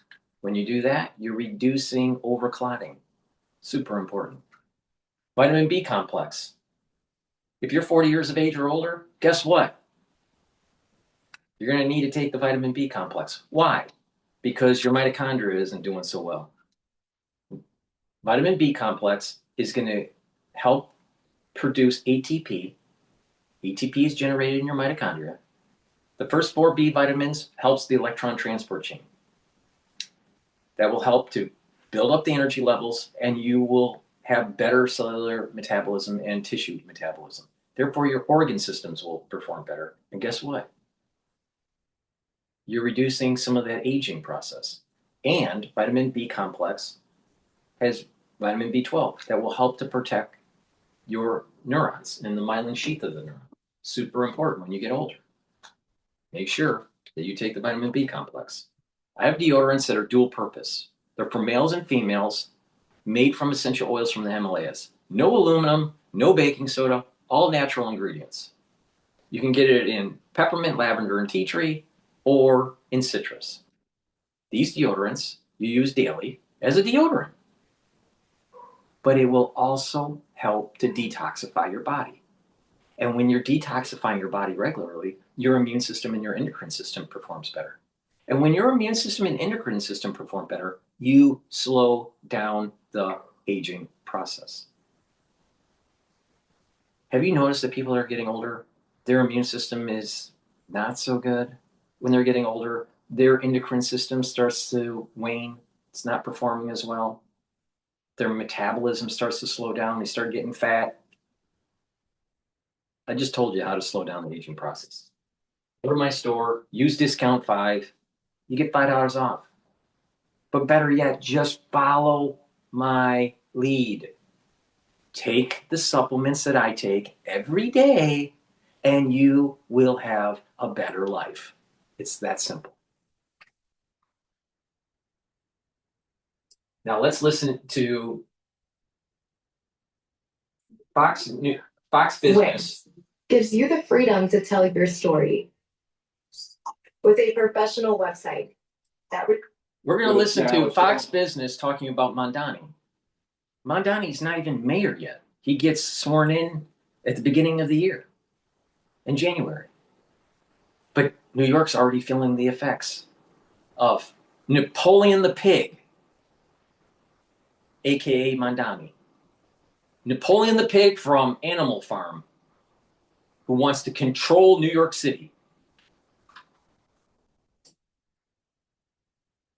RNC National Spokesperson Elizabeth Pitko. Elizabeth, great to see you. Thank you for being here. You know, I went through a list of some of these people and their backgrounds. These weren't just going against the policy of Israel. These were applauding Hamas's atrocities on October 7th, suggesting that the resistance, this is just one of them, it's still working for him, by the way, posted, the name is Kazi, I don't know whether man or woman, posted, the resistance are justified when and people... think about what happened.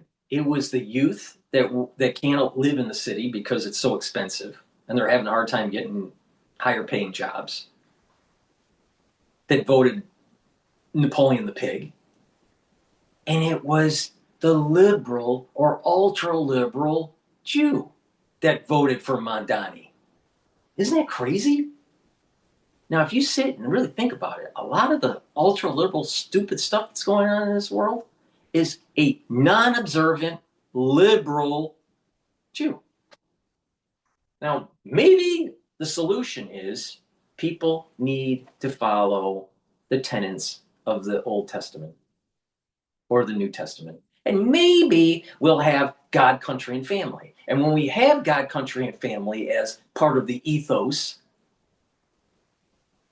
then we'll have a better telos. But no, we got to have Napoleon the Pig running the show in New York, brought to you by the youth and the ultra-lib.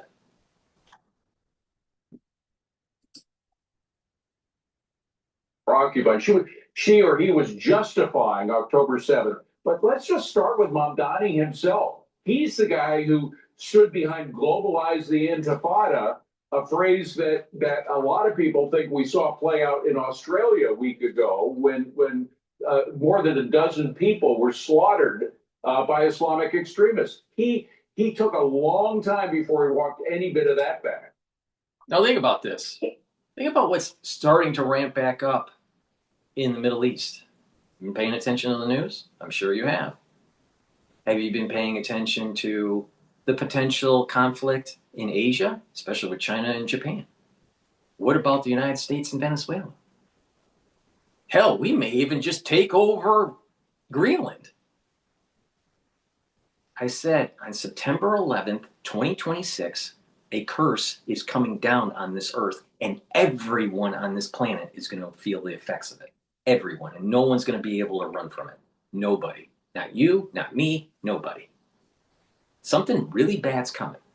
All right?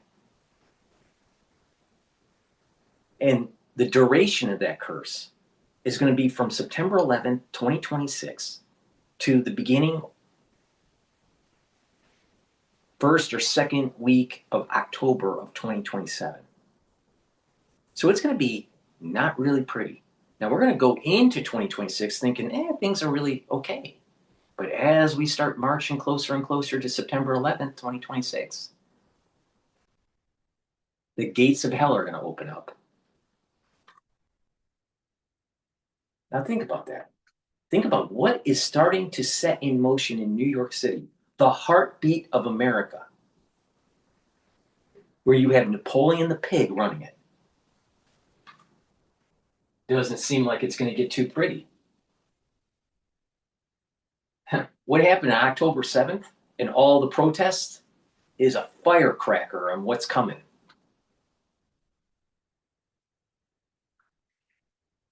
And like you said, this is not a surprise considering the remarks that we've heard from him. I'm actually surprised at the way he chose to defend this. I think that most of us can agree that yes, we should distinguish between anti-Semitism and any kind of criticism of the Israeli government. We should also encourage criticism not only of the Israeli government, but of our own government.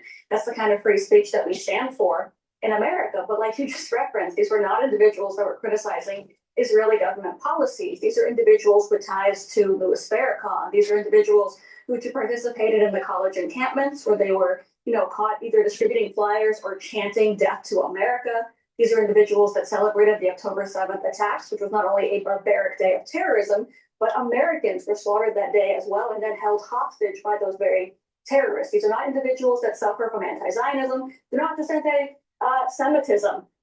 Suffering individuals as well. They are actually anti-American sentiment suffering individuals. That's the real problem here. These three all go hand in hand. If they have a criticism of Israel, that has nothing to do with what they're doing here in their work in New York City. The problem is that they don't like America and stand against all of our values. Elizabeth, you stated so well. It seems like they don't like America. Some of the folks that have been flagged by this report from the Anti-Defamation League have ties to groups like Students for Justice in Palestine, another group called Within Our Lifetime.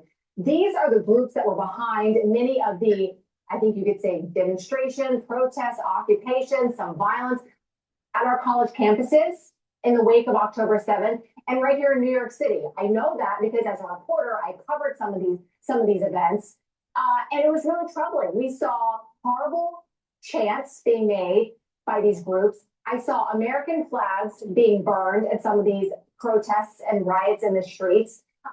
What kind of concern should folks have in New York City knowing that their mayor-elect, who's going to be sworn in on January 1st, is picking people that are affiliated with these groups to help him transition into office? Well, I think the concern for me, honestly, is that folks knew this when they elected him. They voted for him. Like David mentioned, he was very proud to not disavow that statement, globalize the Intifada, which basically means kill Jews where you see them anywhere in the world. He has not made it a secret what he believes. He's not made it a secret what he believes, of course, about Jews, but also just about Americans, about what it takes to be a legal immigrant to this country, what it takes to stand for the American flag. He does not seem to share most of our values. So the concern should not really be with him. It should be with your fellow New Yorkers who actually put him in this position of power and believe that he aligns with them. Nobody in New York, nobody in America should want someone who happily employs folks that celebrate terrorism. This is not something that we should support in our country. It's not something we should support in New York City. And I can only imagine if you look into these encampments, like you said, if you see that American flag. Now think burning, about this. Just think that there's something big that happens after September 11th of 2026 and into 2027. And you have lots of protests that are going on, similar to the October 7th, all right, on campuses in New York City, let's say Columbia, or what another fiasco at Harvard or Yale, and just, widespread protesting that's taking place. And remember, that protest that was taking place had an element of BLM in it. All right, so let's just add in a little bit of racism to it. Do you think Napoleon the pig from Animal Farm is going to stop it? Or do you think he'll fuel it? I suspect that he'll fuel it. So it's going to be even worse. Brought to you by the youth and the ultra-lib. All saw over the course of those protests, you should want to, go back and hide from this. You should want to stand up against this. You should not vote people in who support this and who have actually protested with those same people that burned those American flags proudly. And instead, they have elected him into office in one of the most important cities in the world. That is my real concern here. Well, and part of his job as mayor is just going to be able to keep the trains running, keep the streets clean, and keep the streets running. And a lot of these protesters have occupied the street. We'll have more pizza all over pizza crumbs all over the city. You're going to have more rats running around. more homeless. The town will start burning down. It's going to start looking like Escape from New York.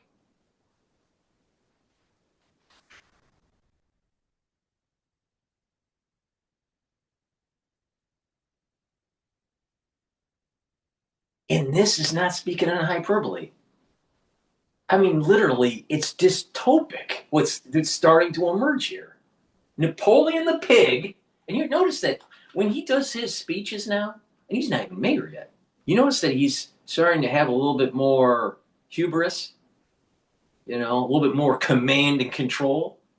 Well, what happened with Napoleon the Pig in Animal Farm? All the animals were equal until some animals were more equal than others. That's Napoleon the Pig. That's Mondani.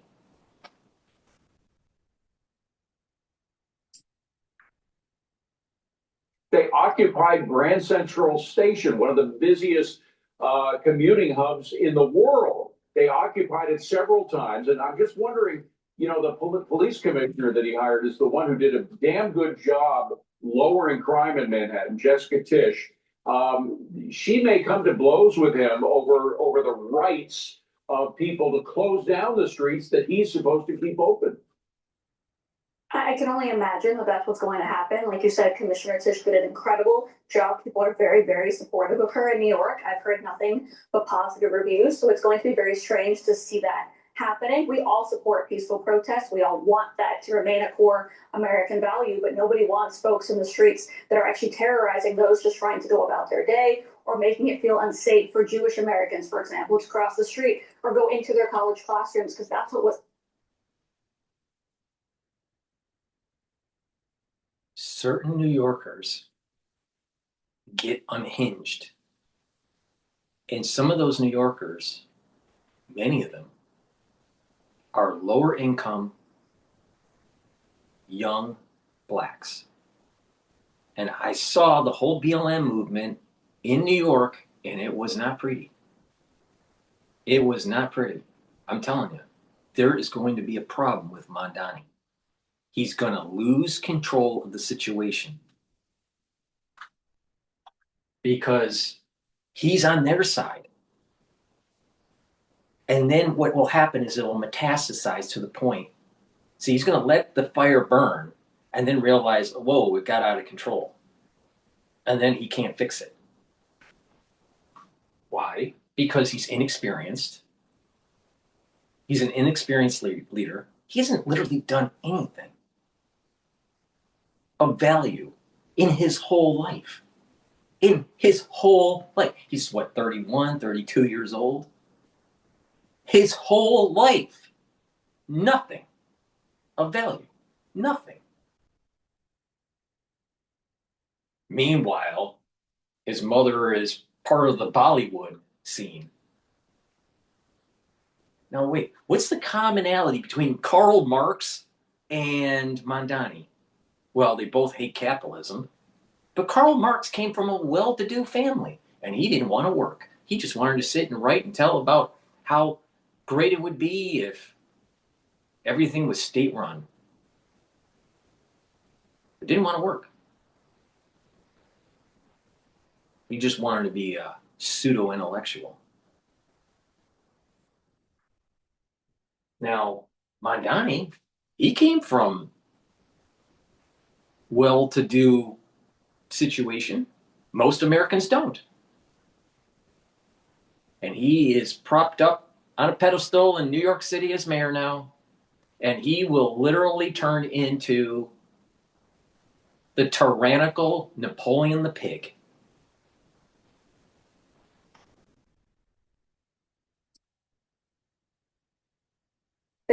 Over the course of the last 2 years. I'm going to be very interested to see that fight take effect, but I can only imagine, considering those that put Zohran Mamdani into office, he will stand with them before he will stand for the safety of New York. When quality of life deteriorates, people have a way of going against their ideology in favor of their kids being safe and themselves being safe. Elizabeth Pitko, great to see you.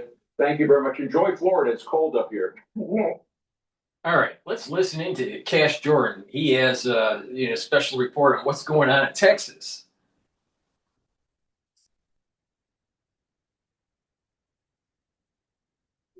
Teaching your kid math doesn't have to be a struggle. Brilliant's an effective and fun way to learn, built for the way students' minds actually work.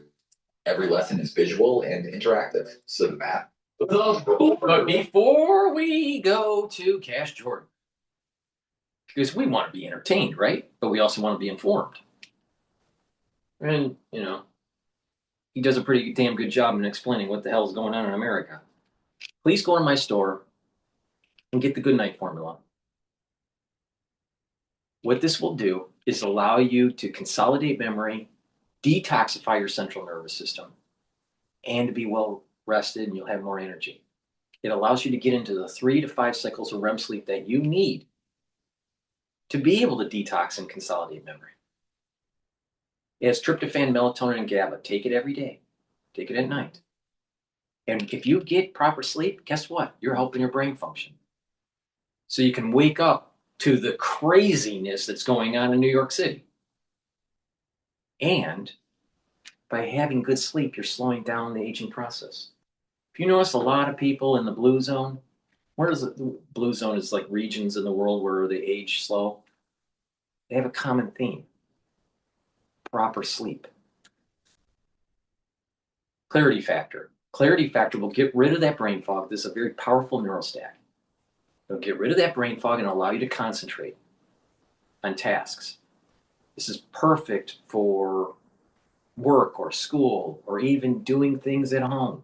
But the thing is that it allows you to concentrate. Take it every day. If you have a job that is, or you're in school and it's like high cognitive function, take it twice a day.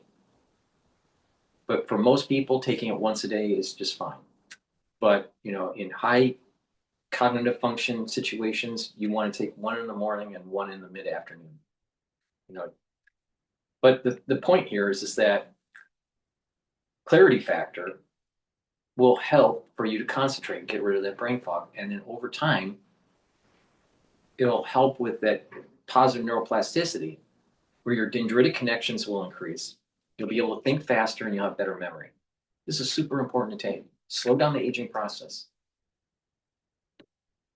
And be aware so you can watch in real time how New York City just implodes.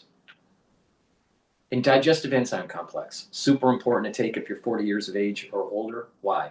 No matter how healthy you are, your pancreas doesn't function as well as when it was younger. It's just a fact, right? Now, digestive enzyme complex will help to break up those proteins, carbohydrates, and lipids, reduce the load on your pancreas, and ease digestion. It'll allow you to digest your foods with less stress. This has bromelain in it, which also helps to break up clots. And it has the proteolytic enzymes to break up glycoproteins. That's really important in the winter season. So please go to my store, get the digestive enzyme complex. It's dual purpose. Use discount 5 to get $5 off any order. If you spend $100 or more, you get a free gift until supplies last. All right, let's see on how the world is turning. I mean, this is like a soap opera. This show is kind of like a combination of a soap opera, CNN, and SNL.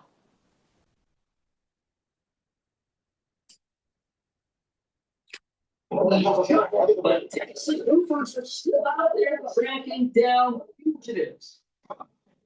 That's not a turning lane. Going down the cruiser. Now he's moving into a trailer park. What is he going to do in a trailer park? With a white van. Maybe he thinks he can blend in. Oh, I mean, he's blended in with that fence. What do you think about that? Look at the windows blacked out. Oh, look, he's got his phone in the cup over there. Just sipping soda. The last Coke he's going to get. One. How many people we got in the back here? Two. They just keep coming. This van is packed. Now, the activists are going to see this and they're going to say, oh, these guys, they were just on their way to work, man. Why you got to harass them on their way to work? But before we see some even crazier freeway chases, which perfectly explain how the formerly open border blessed America with the highest insurance rates ever. Here we go. We got a truck flying down a residential street. tight turn. I see something hanging out of the back of that truck that better not be what I think it is. Are we gonna find out? Whoa, 1, 2, 3, 4, 5, 6. Wow. Oh wait, there's something. There's someone's basement. They're in a hole. They're hiding in someone's house. What are we getting into this? This is crazy. This hole was just invaded. They're both turning.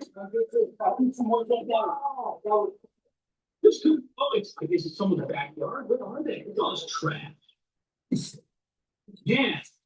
There's a washing machine. You got some music. Roku's self-serve ads platform. It's easier than ever with Ads Manager. Sign up today.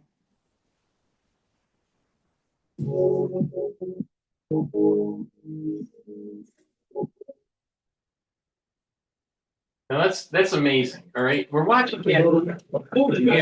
This show is completely unscripted. All right, it's totally free for all.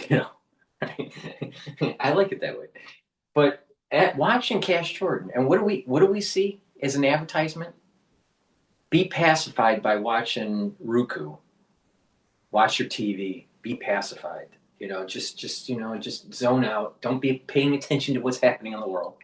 And then the next commercial is about a yacht club and where you're going to park your boat. This is the problem. We have a very ultra-rich society that can plug out and not have to worry about all the BS. And then you have a big part of society that has to deal with it. And the only way they can deal with the reality, is to just watch Roku. Or Roku, or whatever the hell it's called. Watch Amazon Prime, watch Netflix. We need a society engaged. We need a society of God, country, and family and pushing back. If we don't, we're going to lose this country.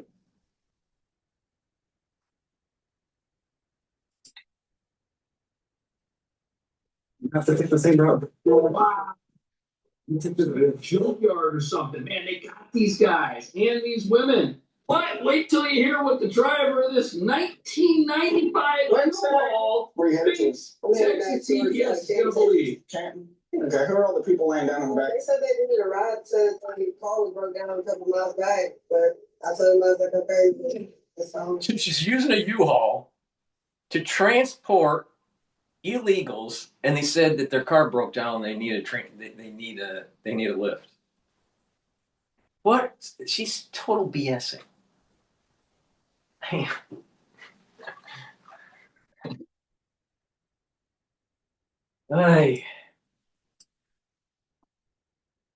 So they need to ride up to some state park. Some state park. Wow. I don't. She just admits it. All the people lying down in the back. How many people? Oh, why is there a cage? Oh, that's to perhaps disguise people? Wow.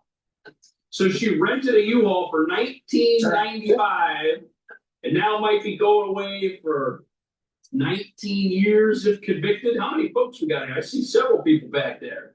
Ooh. And the other thing is, who are these individuals? They weren't vetted at the southern border. You're going to be charged with 3 counts of human smuggling. 3 counts. That's 10 years each if convicted, and those could have been gang members. Okay. Officer approaches inside the vehicle. What's scary, and no one, thank God we're not seeing it, but what's scary is these officers, these sheriffs, patrol officers, you don't know what kind of situation it could be in. It could turn into a shootout. They're risking their life. The patrol officers are risking their life here. But you got Mondani and you got the ultra liberals saying, "Oh, we have to be in open arms with these illegals."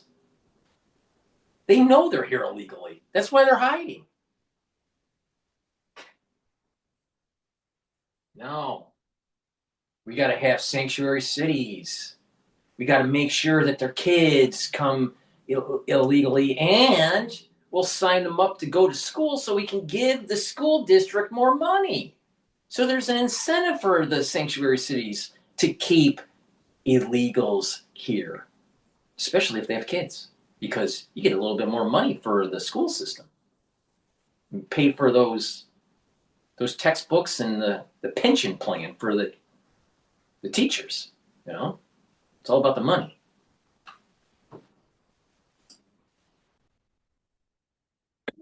Oh, look at this. We got the whole course on this one. SUVs, oh, these just avoid the spikes. Negative spikes, the real negative spikes. Spikes. The red light didn't stop me, though. Look at that. They go right on there. Go figure. The people driving these cars have no respect for the laws that are on the road. Look at this. What everybody forgets.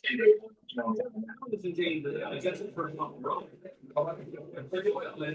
We'll see. Look, this guy spends more time in the left lane than in the right lane. What's happening here? Oh man! It just does not almost it's great. These people are ridiculous. And they're risking the lives of everybody in that car. This is so crazy. What's gonna happen now? Oh, that truck just boxed into that truck driver just helped him.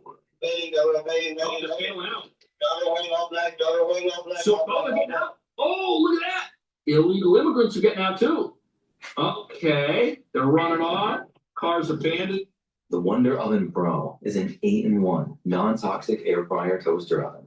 Now with 2 new cooking functions and precise digital controls.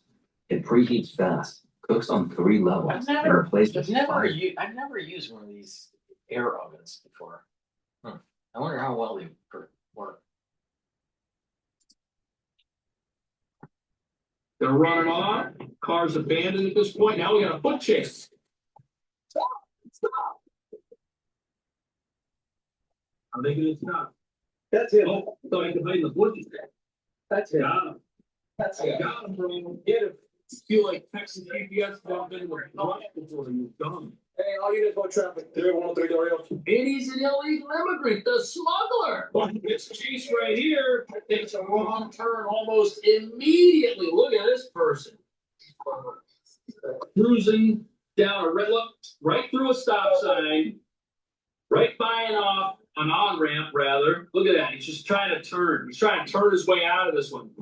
He should just turn his life around and not do smuggling. Oh, look at that! Oh, just to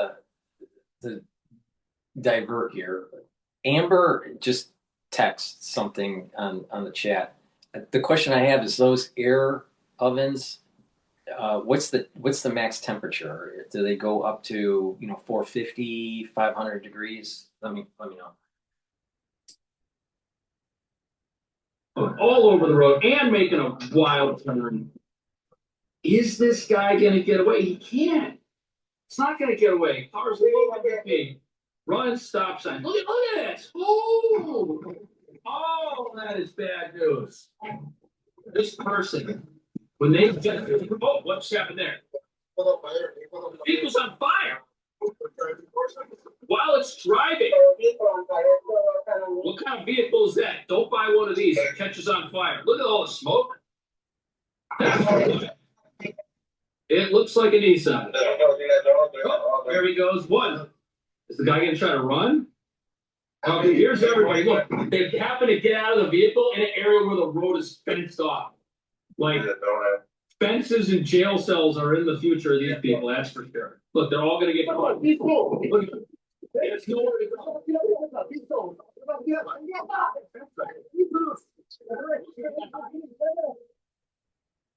No, tattoos on that fella. Wow. Caught everybody. Look at this road. There's no escape here.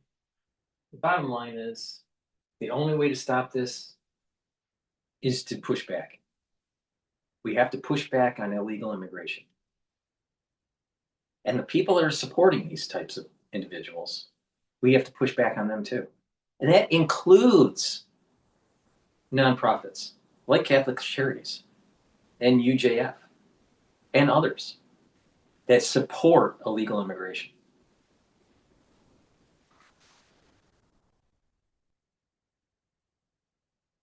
All right. Let's listen to we haven't listened to Dr. Turley. He just had a video that came out about the mass exodus. I'm assuming that he's talking about New York because he's talking about Mondani. So, but let's listen into that. Please go to my store, the-studio-reykjavik.com.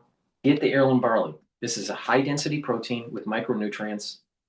You can't get this barley anywhere at a regular store, right? This is special stuff that will bring down inflammation, detoxify your body, and soak up free radicals.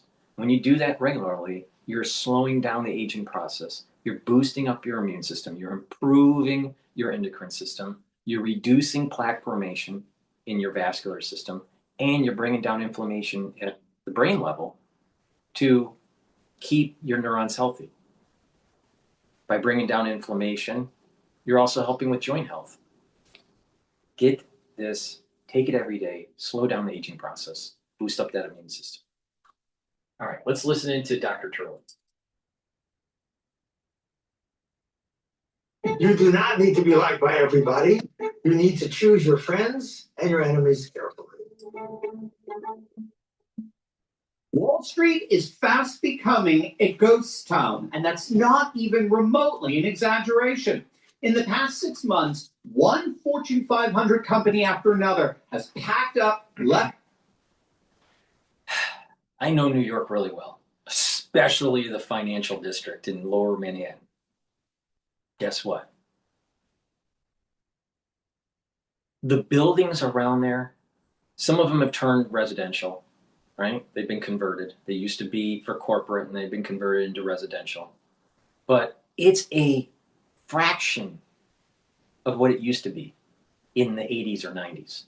You used to have lots of different firms on Wall Street and Broad Street and in that financial district area. But after 9/11, they all went to Midtown or left New York and went to North or South Carolina, Texas, or Florida. You got something called, Y'all Street, which is Texas, like a new Wall Street in Texas. And then there's a hub in Miami that's starting to be built up by Citadel. So you have a lot of the companies moved to Midtown post 9/11. And what has happened on Broad Street and Wall Street is it's like a museum. Right across the street from the NYSE, the New York Stock Exchange, used to be JP Morgan. It's like a museum. No, there's nothing there. Now, sometimes it's rented out for movies or to store equipment for movies because they do a lot of movie making now in New York. But the point here is that the hub of finance in the financial district has been dead for 2 decades. It's a museum. It's like people living in a museum.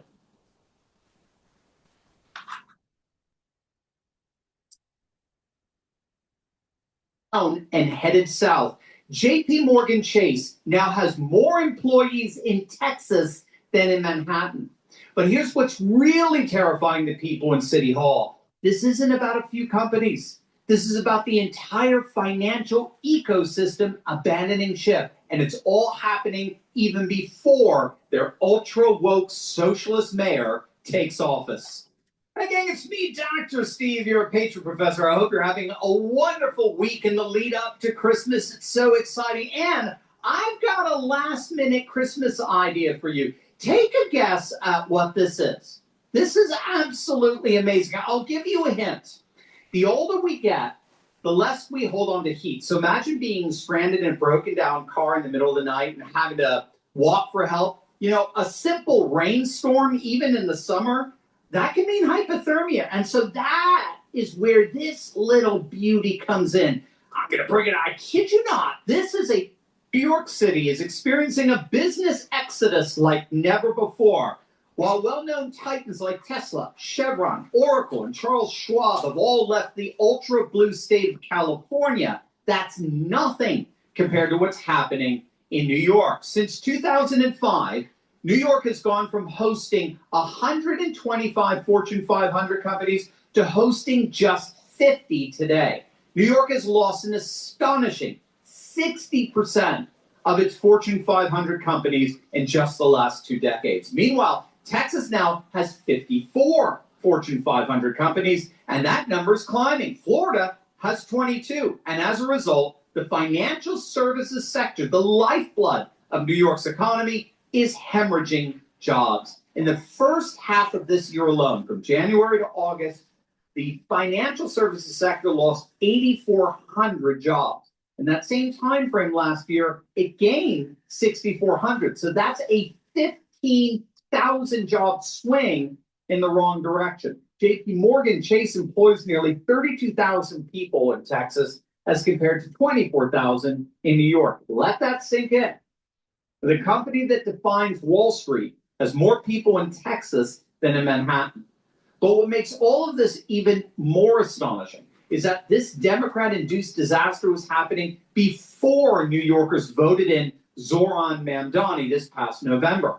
Mamdani, of course, ran on a Democratic socialist platform promising to raise taxes on corporations and wealthy New Yorkers. And so, since November, the corporate exodus that's been devastating New York for the last 2 decades has only accelerated. It's being reported that relocation attorneys in the state of Florida are reporting an unprecedented surge in inquiries. Corporate filings data obtained by Florida news outlets revealed that multiple New York companies filed relocation paperwork in just the weeks following Mamdani's election. In fact, they're calling it the Mamdani migration. It's an unprecedented number. A lot of people are moving. And there was, right after Mamdani won, individuals that are living in Florida bought property that, for speculation, thinking that New Yorkers were going to come in, and they jacked up the price. They jacked up the prices, just waiting for the New Yorkers to start doing their exodus.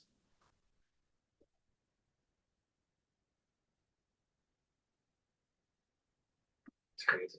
It's crazy. Mamdani is going to destroy New York. Left UGs, both residents and businesses, and they are officially leaving the state, and they are not coming back. This isn't about culture. It's not about geography anymore. It ain't about weather. It's about money. Bottom line, basic, brutal economics. Now, if you don't know, New York's top personal income tax rate is 10.9%. It's the 3rd highest in the nation. But it's even worse if you live in the city. There, you're going to pay an additional 3.9% New York City taxes. That means a high earner pays nearly 15% of their income to the state and to the city. That's on top of federal income tax. A person earning $200,000 per year pays approximately $13,000 more in taxes to New York than they would in Florida. That's $13,000 annually that could be reinvested, saved, spent in the economy, except it's all going to Albany and City Hall. For businesses, it's even starker.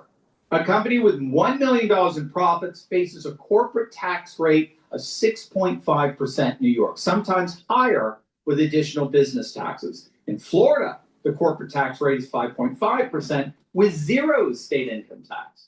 According to analyses, a firm moving from Manhattan to Boca Raton could save approximately $7.5 million annually on taxes, rent, and labor costs, a 22.5% reduction. Let me just interject here. Bitcoin is at 87,000 and the S&P 500 is trading at 69.26. Now, I still have a year-end target of the S&P 500 at 6,850 to 6,900. All right, it's a little bit above that. I think that trading is going to wind down at the end of the year, and it's going to, be closer to 6,850. Question is what's going to happen in Q1. I'm going to do a in-depth analysis of the price structure of different asset classes after the end of the year. We need to see how the end of the year happens. Now, I am longing natural gas and oil. I suspect that when we start hitting Venezuela, we're going to see about a $4 or $5 pop in oil. That's my gut feeling, and I'm trying to position for that. Now, in terms of Bitcoin, if you've noticed, it's having a hard time getting above 90. I think that there's a lot of market manipulation, and I would not be surprised that in 2026, we may see the actual bankruptcy of strategy. It's very possible, especially if Bitcoin starts to fall and starts to, go in the 60 handle or the 50,000 handle. Now imagine if strategy has to start dumping Bitcoin, the price will drop. It'll drop hard. Now the question is, are you going to have these whales that are coming in and going to buy? Well, if the whales keep on coming in and buying, and the retail investor has been hurt because of this drop from 125 to 87, do you think the retail investor is going to come back? Behavioral analysis suggests that once a retail investor and a money manager has been burned heavily on a certain type of stock or a certain type of asset, like Bitcoin, they never go back. They're risk averse. So if the players that are moving Bitcoin are only whales, then it's a manipulated market. There's not liquidity. And if you've been paying attention to a lot of the ETF wrappers, there's money flows leaving. Well, most of those money flows were for retail investors. Bitcoin is very unstable. Very, very, very unstable. Now, that doesn't mean that it can't go up. But I don't believe that it's going to be $1 million. I don't believe it's $500,000. I don't believe that it can even stay above 100,000 without having serious pressure. The only thing that keeps it up are whales manipulating the market. All right, let's go back to Turley.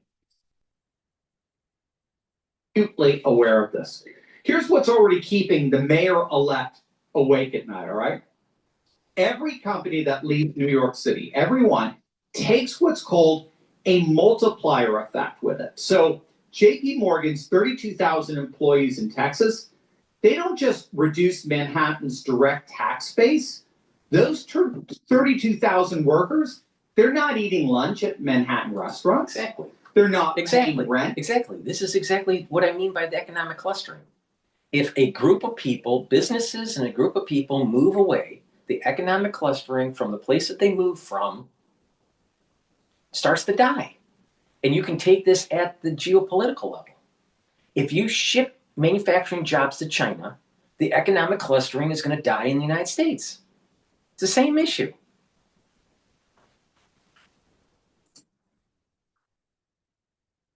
On Manhattan apartments, right? They're not shopping at Manhattan stores. They're not using Manhattan's subway system. And as a result, commercial real estate in New York is collapsing. Manhattan office vacancy rates have been climbing for years. And the the commercial property sales on pace for worst year since 2009. And you think about that. That was in the wake of Lehman. The Lehman crash. Pretty bad. That was like an asteroid that hit New York. And so the commercial real estate is just as bad since 2009. Now, this is CoStar, so I don't know where they got their data from, but let's just assume that they're correct. That's a problem. And people that have let's say residential real estate, and they're trying to sell property in New York, you will be lucky if you had the property for 10 years, you will be lucky to sell at the same price that you paid 10 years ago. Many people have to go lower. So in essence, you lost money.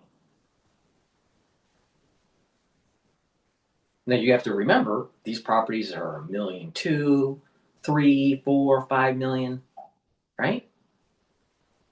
The problem is that the people aren't here that can pay for that, either in cash or have the income to be able to have a large mortgage, and be able to pay a mortgage that is $10,000, $15,000, $20,000 a month. Think about that. $20,000 a month? Most people can't afford that. New York is dying. It's dying.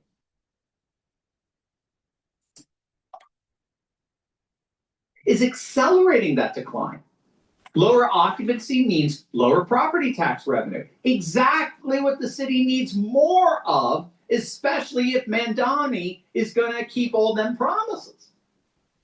But because corporations and wealthy individuals are leaving, the ripple effects are being felt everywhere. Service providers from law firms, consultancies, tech vendors, accounting firms, they're all facing reduced demand. They're all either going to have to downsize or inevitably they're going to follow their clients south. And as a result, the economic doom loop only intensifies. Mm-hmm. Now, New York officials have been panicking over this, even before Mandani.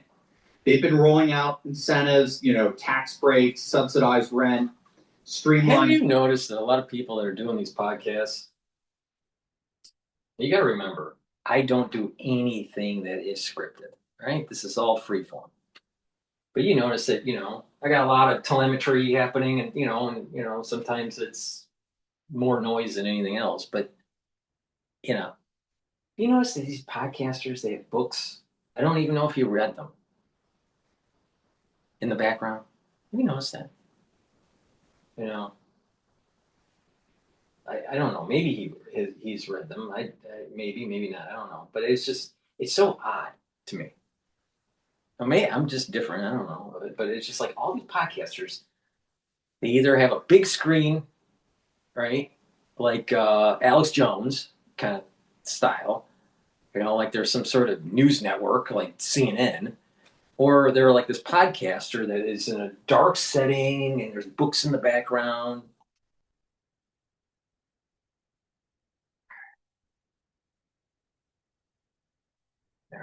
It's just me going on a tangent. But none of it is working. Executives view these as, frankly, Band-Aids on a structural wound. The real issue isn't a lack of incentives. It's the overall business climate. It's horrible. It's the fact that you now have a radical socialist mayor-elect who claims that businesses and billionaires are the real enemy. They're the real criminals, and he promises to punish them. Why on earth would you stick around for that? And Governor Greg Abbott of Texas. Need to find the best way to learn math? It's brilliant.org. Brilliant's an effective and fun way to learn. Built for the way your mind actually works.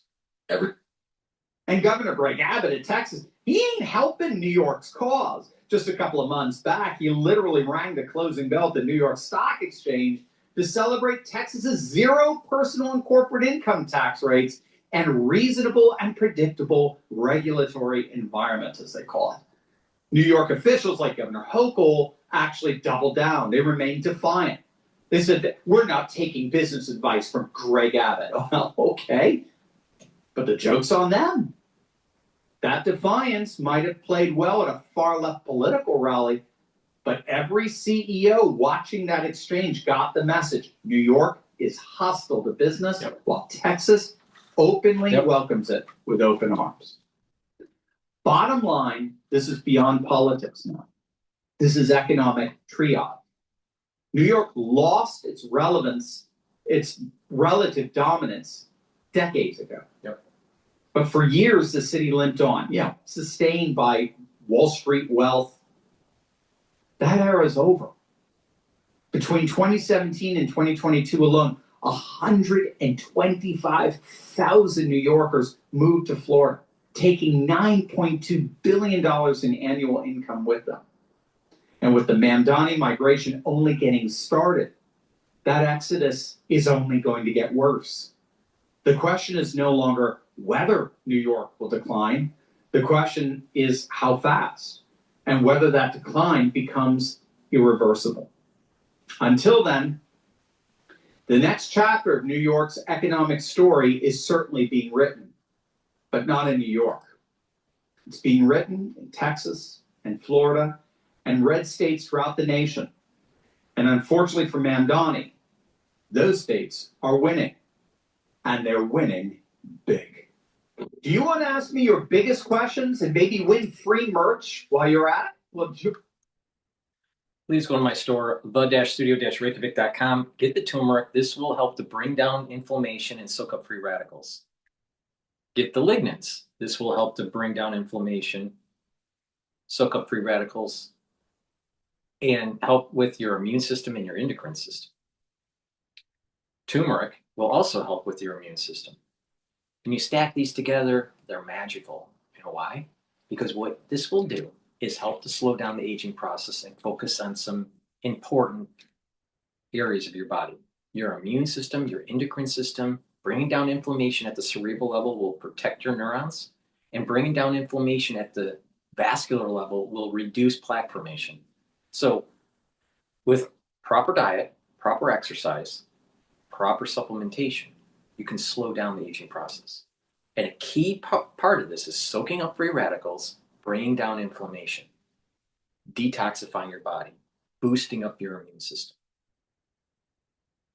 Please go to my store, get the turmeric and the lignans, take them every day.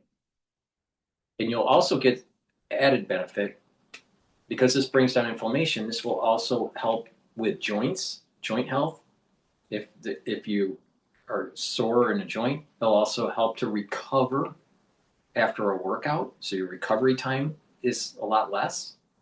And if you're not feeling well, because it's the winter season, taking these will help for you to get through it faster and with less severity. Please go to my store, the-studio-reykjavik.com. All right, I want to listen to Bloomberg's podcast on consumer debt. Neiman Marcus. I think they're going to be talking about Neiman Marcus. Every entrepreneur needs to understand how money moves, but that's especially true for small businesses. It's why MasterCard can be leaders in tech and finance to help these. Consumers are showing in our monthly surveys that they're getting less and less confident in the economy as the year wears on. And there's several factors that are driving that. One is the job outlook. The biggest reason, though, however, is inflation and the continued pressure on essential categories like food, housing, even debt now is sort of emerging as a topic for consumers. And so they are trying to muscle through this environment as best as they can. And that is weighing on the retail sector, and it's weighing a little bit on the holiday season as well.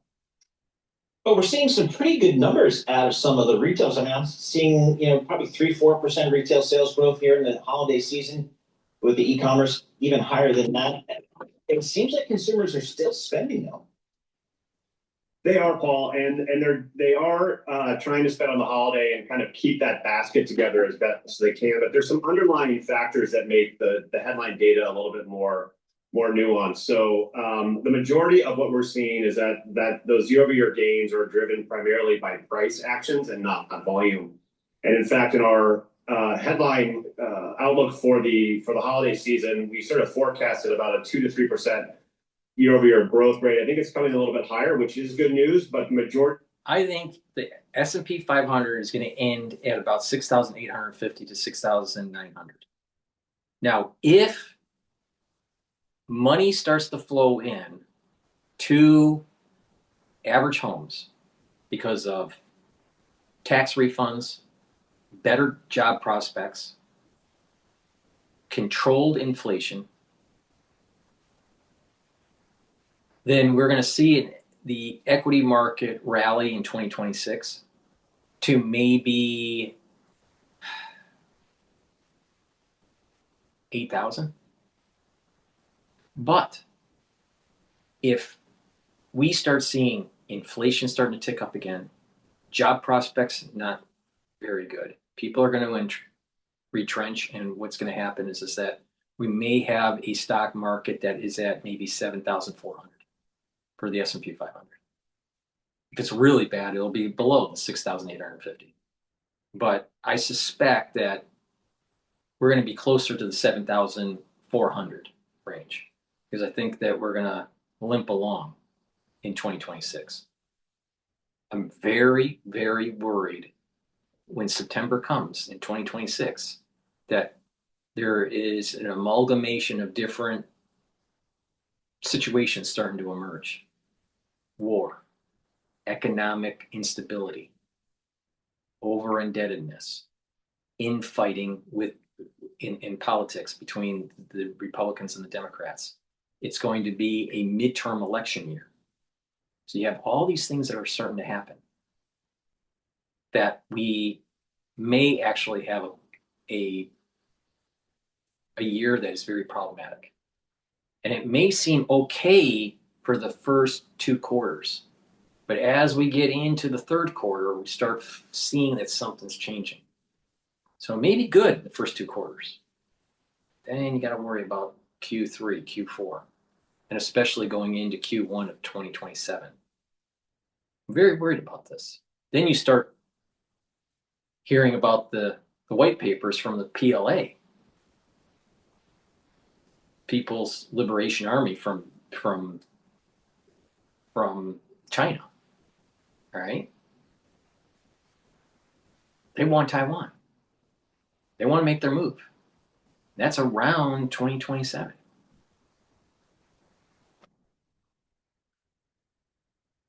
On top of, the consumer confidence that wasn't that great this year. That is driven by price. Almost 2/3 of that is driven by price and not volume. So, as a retail sector, you like to see more or volume going out the door historically. And so, again, it's a little bit softer. I think part of that is certain chains have really resonated with consumers this holiday season. They've gotten the value equation better aligned to expectations. And there is some channel switching happening. That appears in our survey as well. We're seeing that increase as consumers want to sort of shop what they've always shopped for, but get a better price for it in whatever channel is best suited for them.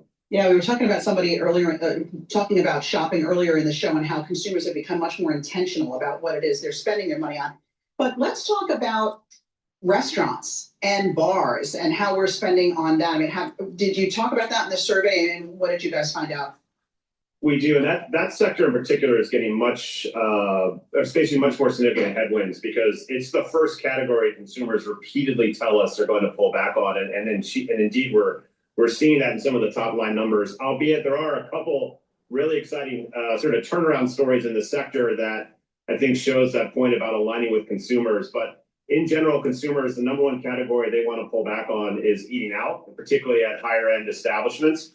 And so when they're paying more for groceries and the basics, it kind of makes sense that they would switch to more in-home eating. And so that really is putting a pressure on restaurants. In the QSR space, you're seeing a lot of revamped emphasis on value and value menus to try and stem that tide. But it has been a tough year for the restaurant sector in general. And we don't expect that to change much going into 2026. Well, what's typically an anecdote to consumer spending concerns? I'm not sure it's the Fed cutting interest rates by 25 or 50 basis points. And it seems like the economy is essentially fully employed. What needs to change here? Yeah, I think it's a couple things. One is that they have to have more confidence. And, with all the change in the policies coming out of the federal government, with concerns about inflation really showing up in their, the receipts, and some concerns about the economic outlook and a little bit of AI. It's sort of a psychological aspect to this that's really weighing on the sector. However, there are some real economic drivers because a lot of the GDP growth we're seeing is driven by what we call the 3 A's. So that's affluent consumers, that's asset price realization in the stock market, and I'm forgetting the third A. It's AI-driven investment, which is fueling the the sort of the stock price appreciation. So that's propping up a lot of this, and affluent consumers in particular are really need to kind of continue that spending pattern as we go into 2026 if we're going to continue at the levels we're seeing today. And with in terms of how we're paying for these things, and consumers taking on debt, especially during the holiday season, I know that they're using a lot more buy now, pay later platforms, and that could be troubling down the road. Yeah, that is a concern for us to monitor. And savings in general has declined since Liberation Day. Again, as consumers try and buy what they've always purchased, but in the face of higher prices. So we've gone from a savings economy to a debtor economy, and that shows up in the macro data. That is a potential risk in the outlook for 2026, because the question is how long can they keep doing that? And those debt levels have sort of increased generally across all income segments as well. So it's not just centered in one income segment. We're not reaching sort of crisis levels by any stretch, but it is another potential headwind as we cross into next year. All right. I want to go to the Hill talking about teens' mistrust in news media rising. Half believe journalism ethics dead. Well, maybe there's some hope. Please go to my store, the-studio-reykjavik.com, and get the Gladiator Barley. This will help to build muscle, bring down inflammation, soak up free radicals, and detoxify your body. Do some resistance training, take the Gladiator Barley. And it's a great way to slow down the aging process. Make sure that you build some back muscles so you get a straighter spine. You're building denser vertebrae. You're going to improve your lymphatic flow. So that will help with your immune system. And you're improving your venous return flow. When you do that, that's going to help with your cardiovascular system. Now, make sure you do those back exercises, but take Gladiator Barley, build muscle. And by bringing down inflammation, detoxifying your body, and soaking up free radicals, you're going to recover quicker. You're going to help your immune system, your endocrine system, your vascular system, and your brain function. This is perfect. Take it every day.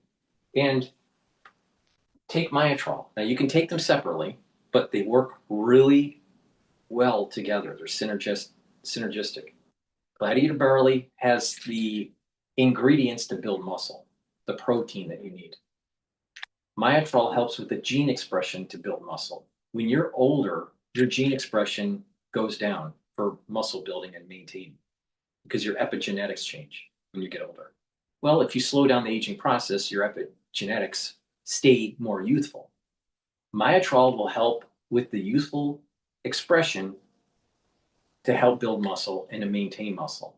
It also helps the health of your mitochondria, so you have the ATP to maintain that muscle. This has polyphenols, lignins, and flavonoids to help with the gene expression to build muscle. Again, you can take them separately, but it's synergistic to get the max benefit. This is a great way to slow down the aging process, especially if you're 40 years of age or older. Now, if you're an athlete, younger or older, you can benefit from this by doing your strength training for your sport and taking the Myotrol and the Gladiator Barley to help build muscle for your sport. It's a great way. I wish this was available when I was in triathlons, right? When I was in my 20s and 30s. But this is very powerful stuff. Take it. It works. It slows down the aging process. All right, let's listen into the Hill.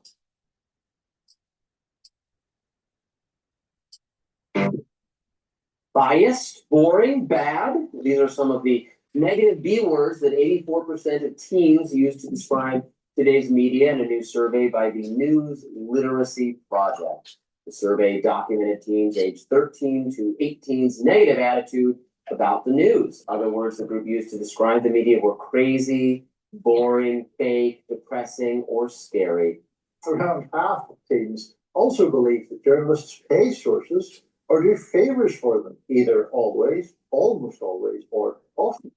The teens also think that reporters make up things like quotes and give special treatment to advertising. Roughly 60% of teens say that journalists take videos or photos out of context.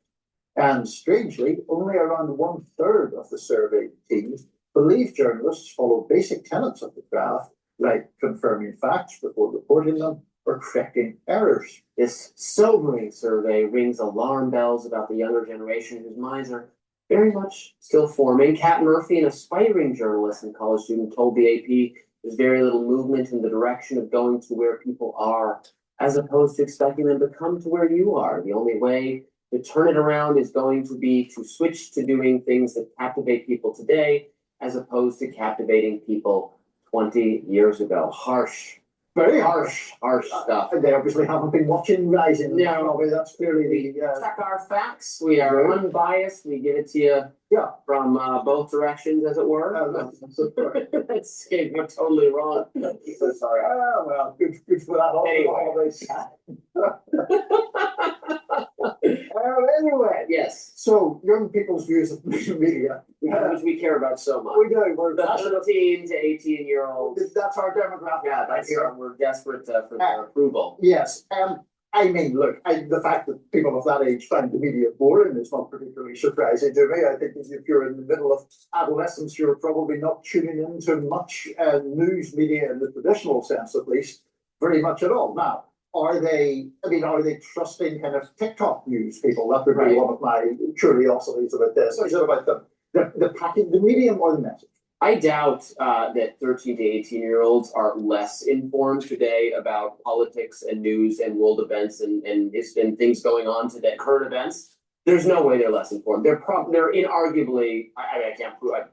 I have to point. I don't have a study I can point to, but they have to be encountering casually more current events programming because of social media than ever before. It used to be when I was on that age, the Channel 1 program. Are you familiar with that? I'm not, but they did like a pre-taped half an hour of news that would play in the morning so that we'd be up to date on a small number of stories. Actually, some of the people involved in that did become. Maria Menounos got her start on Channel 1. She's a big entertainment reporter. When I was like a very small kid, there was a very long-running show on BBC called Newsround, and it was a news bulletin for kids, but it was legitimately a legitimate journal. We'd have a time for kids distributed in my 5th grade class every now and then.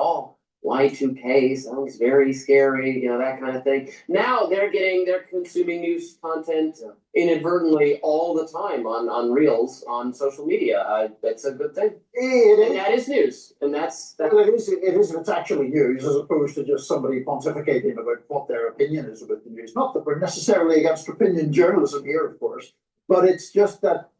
I mean, yes, there has obviously been a breakdown of traditional news and the authority of traditional news, and that's never coming back, and we've spoken about that before.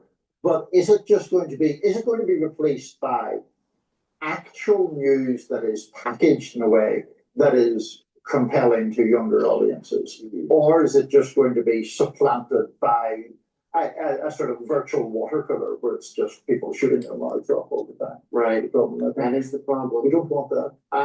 People do have some misconceptions about how, more traditional journalists, and that what we're doing is non-traditional, but we work on the Hill, which has a corporate ownership, which is a traditional media company, which does have rigorous standards, to be clear. We do not give our opinions in exchange for money from a specific person. Of course, advertising is part of it, but there's an editorial wall between advertisers and us. What the advertisers do not have any say over what and that is actually, even though I think our viewers can tell I'm very favorable to influencers and the new media trends, there is more danger among the people who are not part of establishment media being captured by an advertiser, or really just more likely their audience, knowing exactly what the people want to hear and thus saying. Yeah, I do think that audience. Yeah, that's you guys, not us. That audience capture thing is a real.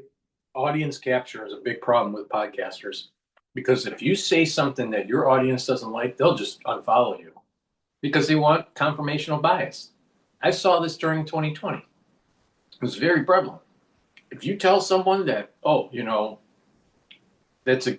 that's different than their worldview, they can't handle it.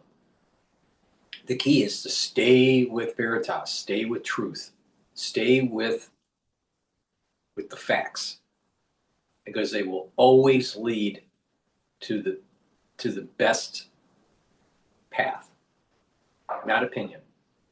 Now, when you're trying to speculate, then it's a educated reasoning of why you think one way versus of another. And usually I talk in probabilities, probably because of my math and engineering background. But the thing is that I view things of the unknown based on a probability distribution.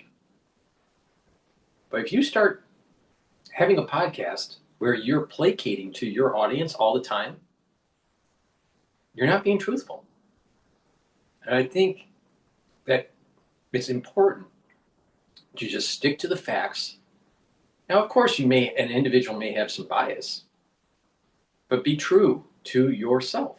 Be true to the facts. Don't placate to the audience. But many people, they listen to a podcaster to try to get confirmational bias, not to be informed. Please go to my store, the-studio-reykjavik.com. Get the Boomer Boost. This has 68 nutrients. This will help to improve your brain function, help with your cardiovascular system, slow down the aging process, rev up your metabolism, increase your energy levels, help with musculature, help with your immune system, your endocrine system. It's very powerful. It is a cornerstone of my anti-aging protocol. You should be taking this every day. This is a month supply. It has a very comprehensive compound profile shown on the screen.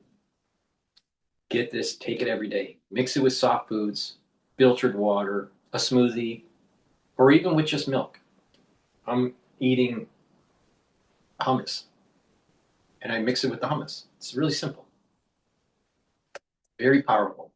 And within 72 hours, you're going to feel the effects of it. You're going to have a steady burn of energy that's going to last throughout the whole day, no spiking. You're going to have more vitality. You're going to be more active because your metabolism is revved up. You're going to lose weight. You're going to be more active. You'll build muscle. You'll get further gains in the gym by taking this. Over time, what you're going to notice is that you don't have the brain fog. You're going to be able to concentrate. And taking this every day, week after week, month after month, you're going to actually look younger. You're going to feel younger. You're going to be younger. Why? Because you're bringing down inflammation. You're soaking up free radicals. You're improving your different systems, like your cardiovascular system, your brain function, your musculature, your metabolism. Go to my store, get this. It's really important. This is super powerful. Take it every day.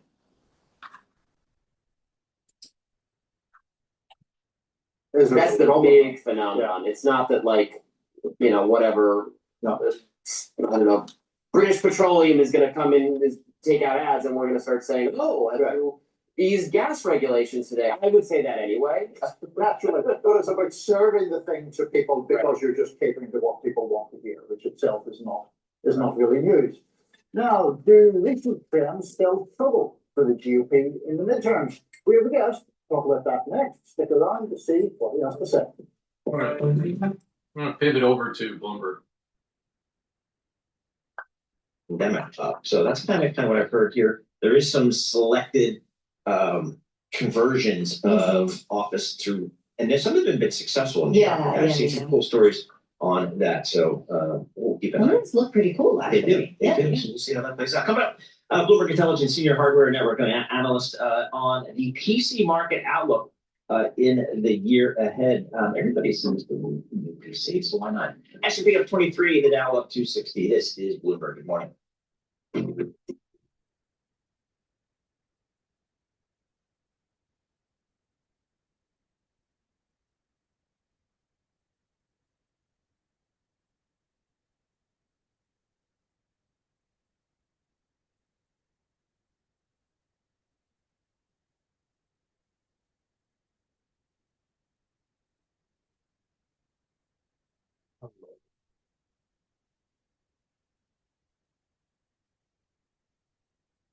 All right. I don't know what this is. I've never heard the term before, manosphere. So let's just listen into what this is from the Hill. Stop being passed over for promotions. Get what you deserve. I'm going to teach you how to be more powerful.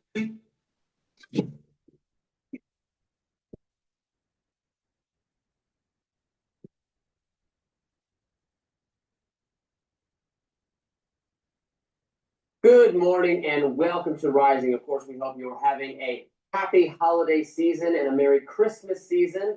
We just have a terrific show for you today. Hello, Niall. Hello, Rob. Are you feeling festive? You know it. I'm the most You're festive Mr. man Festive. there. They call me Mr. Grinch. Well, we have all the accoutrements, so we're good. For a while now. When set up plants. I like these Christmas trees. I got a little tree up in my apartment that has been decorated, but there's a light on the tree that won't light on one side. So Santa had to come from his workshop and fix it, by which I mean a run to CVS and a restringing of said lights. I know your great hero, Dan Paul, always likes Festivus and the area of grievances. Yes. But you're the Festivus, Paul, Shay, Suave. I air my grievances on a daily basis with those around me and with our viewers. And so I think people are well aware of the things that annoy me in life. Get the grievances out of it. Yes. Anyway, it's good to be with you. A new study from the marketing consultant Precision Strategies makes some interesting conclusions about what it refers to as the Manosphere Index. The study attempts to shed light on how Gen Z and millennial men in America feel about masculinity and the sources of information that can contribute to their feelings. The intro to the study reads, "The dominant narrative is simple. America's men, especially young men, are in crisis, drifting rightward, being radicalized online, but this one note framing obscures more than it reveals. It flattens a complex reality into a single storyline, leaving campaigns, brands, and institutions without the tools to engage men authentically. The truth is, men today are navigating a convergence of pressures, economic instability, algorithmic media, and evolving identity framework that cut across race and generation and class." One of the primary focuses of the survey is YouTube. The study's authors argue that website has become so influential that it's now functioning similar to primetime television for Gen Z. Yeah. And they say there's a correlation between the amount of time spent on YouTube and how controversial the content they consume is. Quote, "Nearly 9 in 10 men, 86%, use YouTube at some point during the week, and almost 60 are heavy users, spending 6 or more hours on the platform. What was once a video site now operates as a hybrid space, part news source, part classroom, part entertainment hub, and part cultural stage. Yeah. It has effectively replaced the traditional primetime model for men, becoming a place where information, commentary, entertainment, and identity lie. A majority of men, 57%, agreed that, quote, the content recommended to them gets more and more controversial over time, and millennial and Gen Z men reported this at the highest levels. The survey also documents the proliferation of influential podcasters, especially on the right. Goes hand in hand with YouTube, as many podcasts also upload video versions of their episodes to the site. The study says this convergence of podcasting and video content is likely reinforcing YouTube's dominance among men as the platform becomes both their primary viewing space and their preferred venue for long-form creator commentary. And the voices they trust most, not traditional broadcasters, but these creator-driven commentators, like all these names you're very familiar with: Joe Rogan, Tucker Carlson, Ben Shapiro, Stephen A. Smith, and my favorite, Candy Cane, Candace Owens. Your best friend. Voices they trust the most? Joe Rogan, Tucker Carlson, Ben Shapiro, Stephen Smith? I don't even know who that is. Candace Owens? Do you really trust them? You got a pothead. You got a college dropout. You got one that is, super focused on Zionism. I don't know who Smith is. I don't know. Candace Owens is just crazy, batshit crazy. Most trusted? Now we wonder why our world is in shit.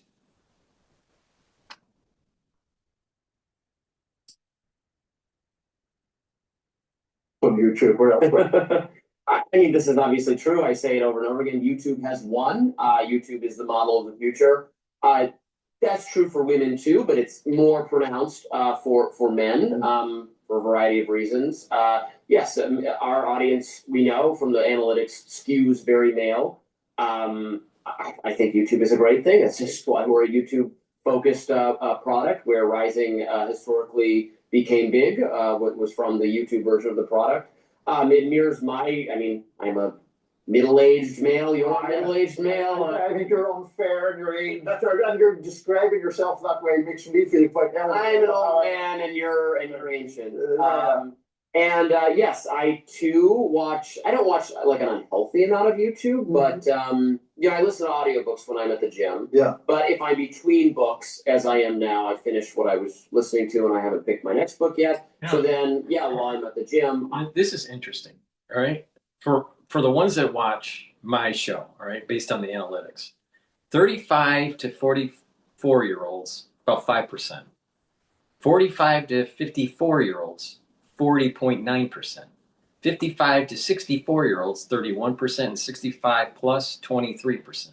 Gender, 87.5% male, 12.5% female. Interesting.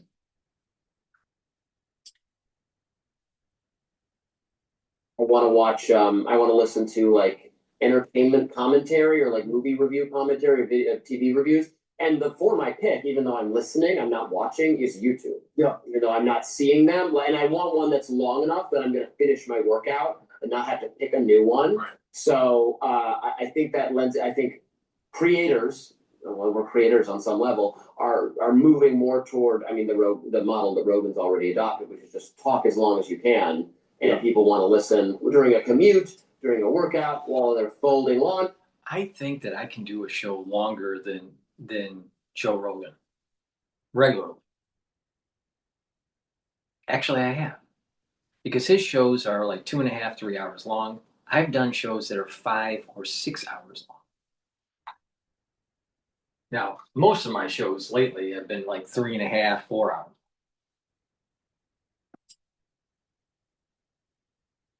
While they're making dinner in the times of the day where it's nice to have something on. Yeah. That used to be the TV. You used to just put on the TV, but TV's interrupted by commercials, which are annoying. And that's the reason why I do my show. I do this show that you're watching. This is the reason why I do it. It's about us watching what's going on in the news, and it's interactive. Maybe entertaining. And you start to learn about things. Like what's going on in politics, what's going on in international affairs, what's going on in the stock market, what's going on with your health.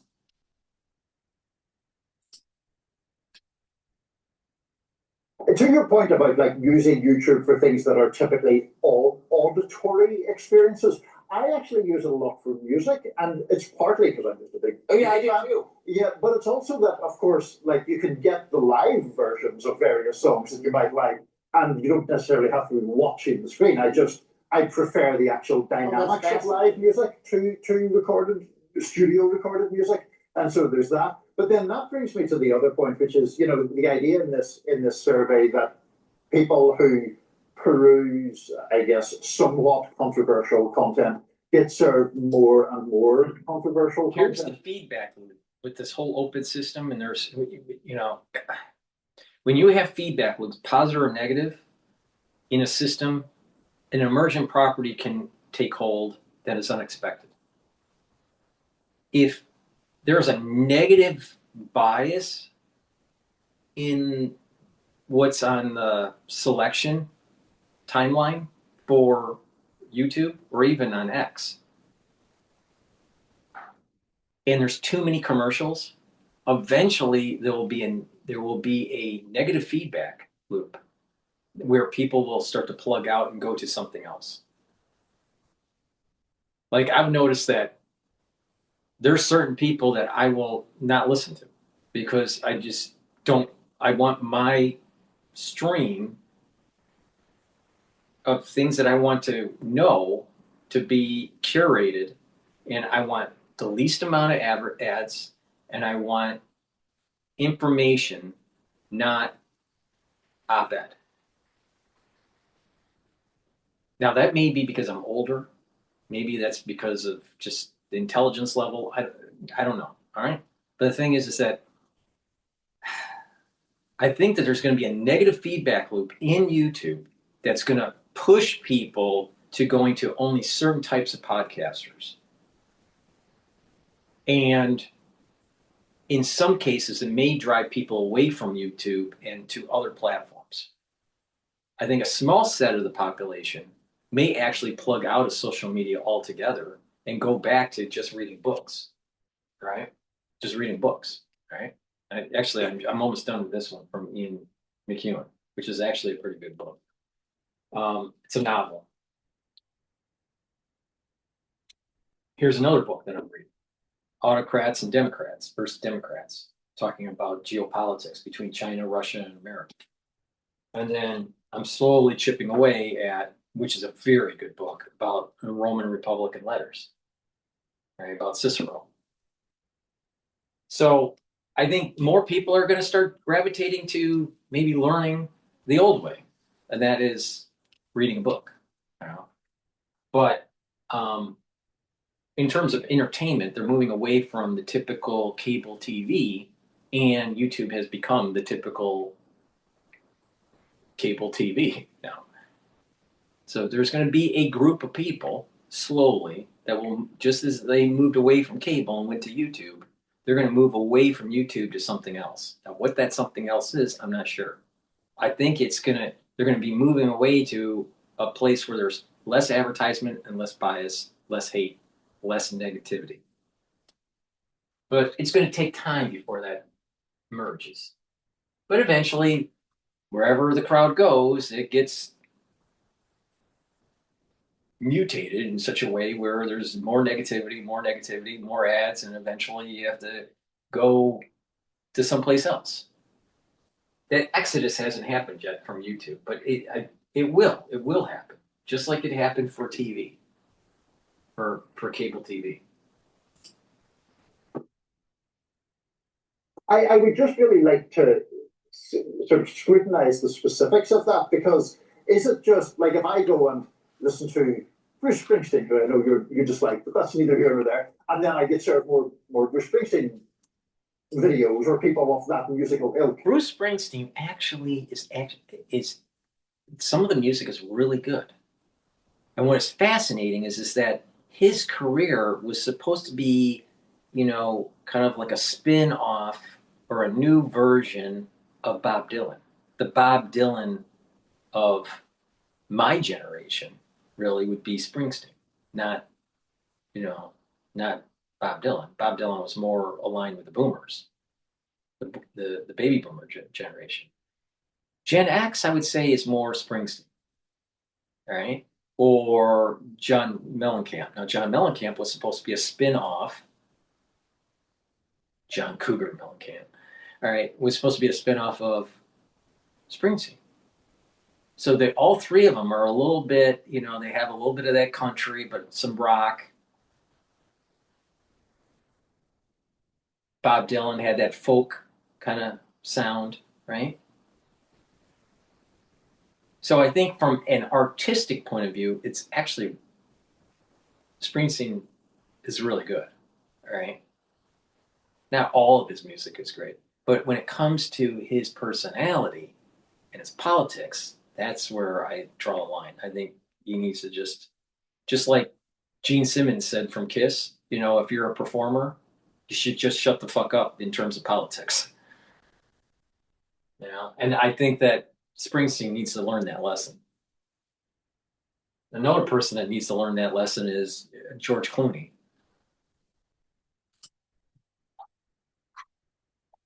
So is it simply that that's what the algorithm does? To suggest that people who like these quasi-controversial political commentators get served more of them suggests a sinister influence, whereas it might just be a neutral, here's Also, what you like. So this idea has been debunked in the past. What the idea is that no, you're searching for Bruce Springsteen, but then eventually they'll give you some video about how Bruce Springsteen has gone woke, Right. and then a video about wokeness, and then a video about Alex Jones. That's our saying. Yeah. But of course, that does happen. But the more likely thing is that you're watching a video about Bruce Springsteen going woke, and then it just gives you Bruce. Like it goes the other way too. Yeah, yeah. So the idea that it's always just further radicalizing you. I mean, there's controversial content out there because we're living through more controversial political times. Right. The actions that the government under Donald Trump is taking are controversial, whether you like them or not. So there is edgier and more nastier and more. I mean, the political conversations do in some level match the times we're living through. Well, that's certainly true, but there does seem to be an increase, particularly among young men, of sort of isolation, dissatisfaction, alienation, and I've aged out of that generation a long time ago. I'm not sure what. A big part of it is that they're not outside playing sports when they're kids. They're indoors playing video games. So that's a big part of it. There's I would say that there's a problem with their endocrine system because of the food they're eating. Maybe they're over-vaxxed, right? So they just seem more unhealthy. And because you think about it, these kids, they went through COVID. Some of them went through Lehman. The stresses in their home with the Lehman crash. All right.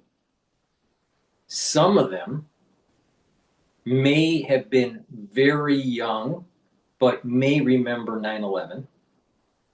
So they've gone through their whole life through 3 really big events that could cause some problems in the household. All right. So you have that. You have the over stress of trying to get into a good school. The stress with kids today are far more than it was for Gen X. Big time. It was way easier to get into Harvard in 1980s than it is now.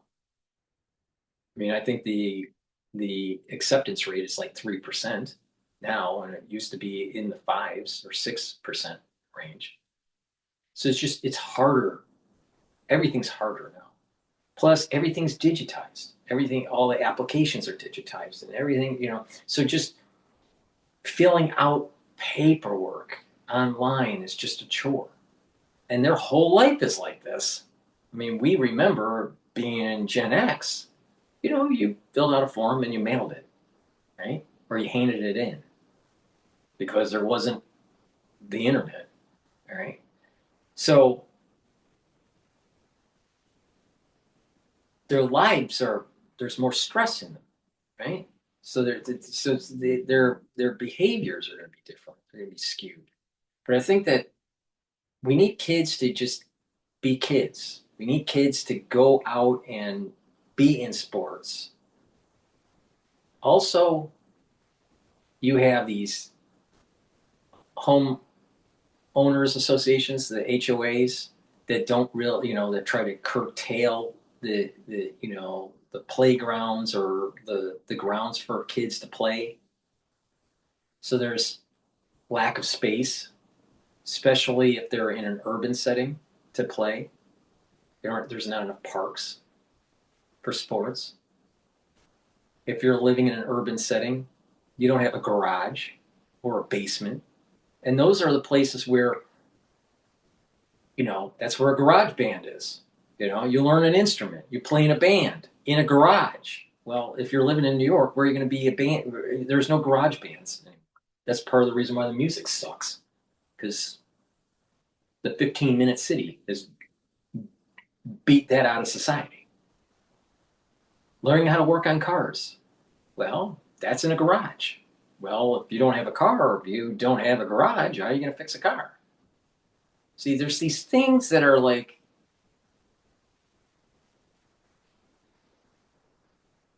moments of passage for the youth that don't exist anymore today. So they're confused. They don't know what to do. They got too much, so what they do is they get sucked into the hate, get sucked into the black hole of hate through these social media. And who benefits from this? Well, you got Zuckerberg that's making billions of dollars. You got Larry Ellison. You have Larry Page. You have Tim Cook. All these people that are tech bros, they're making the money. Meanwhile, there's damage that's taking place on the youth. Maybe long-term psychological damage. But you got the tech bros making billions of dollars, and they take those billions of dollars that they're making and they'll buy a $350 million yacht. They'll buy 6 homes. They'll build a nuclear bunker. It's a problem. Early cost back, but obviously a lot of life has moved at least into online spaces. And from my 51-year-old perspective, I do wonder if the lack of in-person interaction is part of that. Well, the funny thing, when we talk about social Now, let's media, think about this. Now, I don't know Bobby, what his age is. He's probably in his 30s. But his co-star, 51 years old. 51. I'm older than him. This is the point I'm making about following my anti-aging protocol. Now, I think he's Irish, so maybe that's the problem. But here is the issue. You have people out there that are not taking the advice that I have. The protocol works. It's very simple. Bringing down inflammation, soaking up free radicals, improving your immune system, boosting up your energy levels will slow down the aging process. You don't need to be a tech bro that's spending $2 million like Brian Johnson to try to slow down aging. It's really simple. Proper diet, proper exercise, balancing, stretching, some cardio, more resistance training, mindfulness or spirituality, learning new things, drinking filtered water, staying away from processed foods, proper supplementation. That's all you need. You don't need to be a tech bro, spend $2 million trying to change your epigenetics. It works. So you got a 51-year-old that looks literally like he's in his 60s.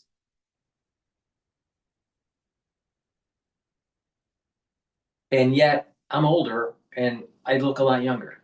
Look at Alex Jones. Alex Jones is younger than I am. He sure as hell doesn't look like it.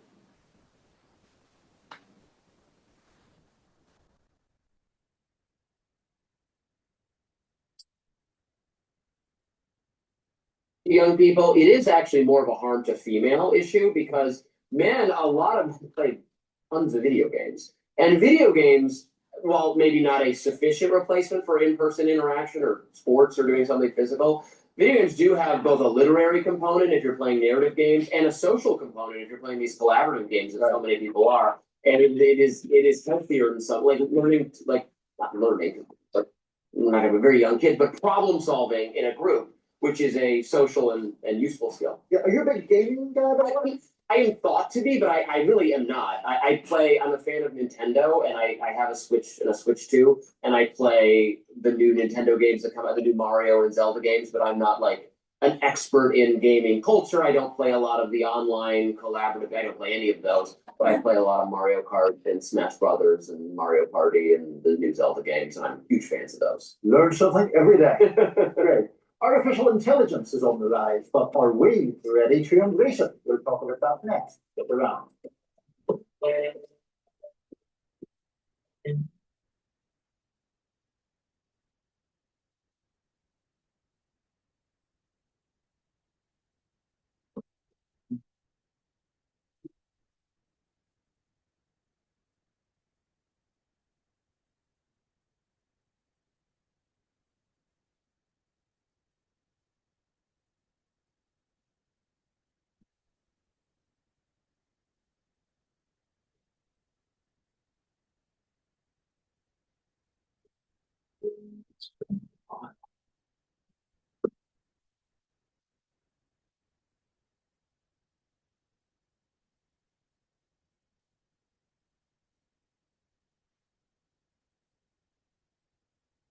Yes. It has been a while.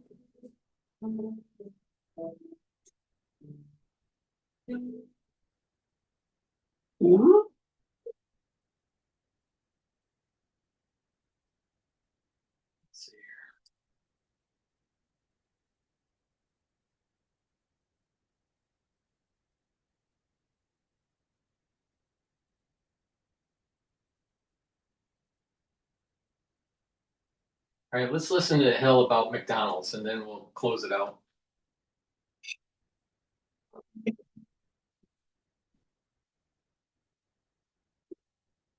While artificial intelligence is rapidly getting integrated into our daily lives, people seem to have mixed feelings about it. McDonald's Netherlands recently released an ad that was entirely AI generated for the holidays and faced backlash from some online users. According to multiple reports, McDonald's Netherlands first turned off the YouTube comment section and then pulled down the video entirely. The 45-second ad consists of seemingly AI-generated people experiencing bad luck amid the Christmas season. The song that plays over the ad is a cheeky rendition of "It's the Most Wonderful Time of the Year," with the lyrics being changed to "It's the Most Terrible Time of the Year." McDonald's Netherlands told Fox Business that this moment serves as an important learning experience, that's what they all say, as they explore the effective use of AI. Conservative commentator Matt Walsh felt very strongly about the ad. He wrote an quote, "It sucks. It's awful. There's no artistry, no wit, no charm, no warmth, no humanity. You can tell it's AI from a million miles away. I hate it. You should hate it. We should relentlessly." This is important because this couples really well with the previous video. If you notice on YouTube, a lot of stuff, especially on documentaries about biographies or about summaries of books or history, they're starting to be generated by AI. It's like an AI generation script and videos or pictures. And you notice that it's starting to become like sloppy. So there's this term called AI slop. So another negative feedback loop for YouTube. If there's too many content creators creating AI slop, people will stop watching YouTube.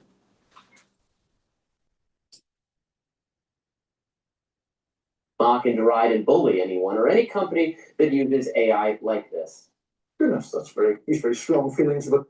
File free in the app if you didn't file with us last year. Just file with TurboTax Do It Yourself by February 28th. No matter your tax situation, get the TurboTax app now.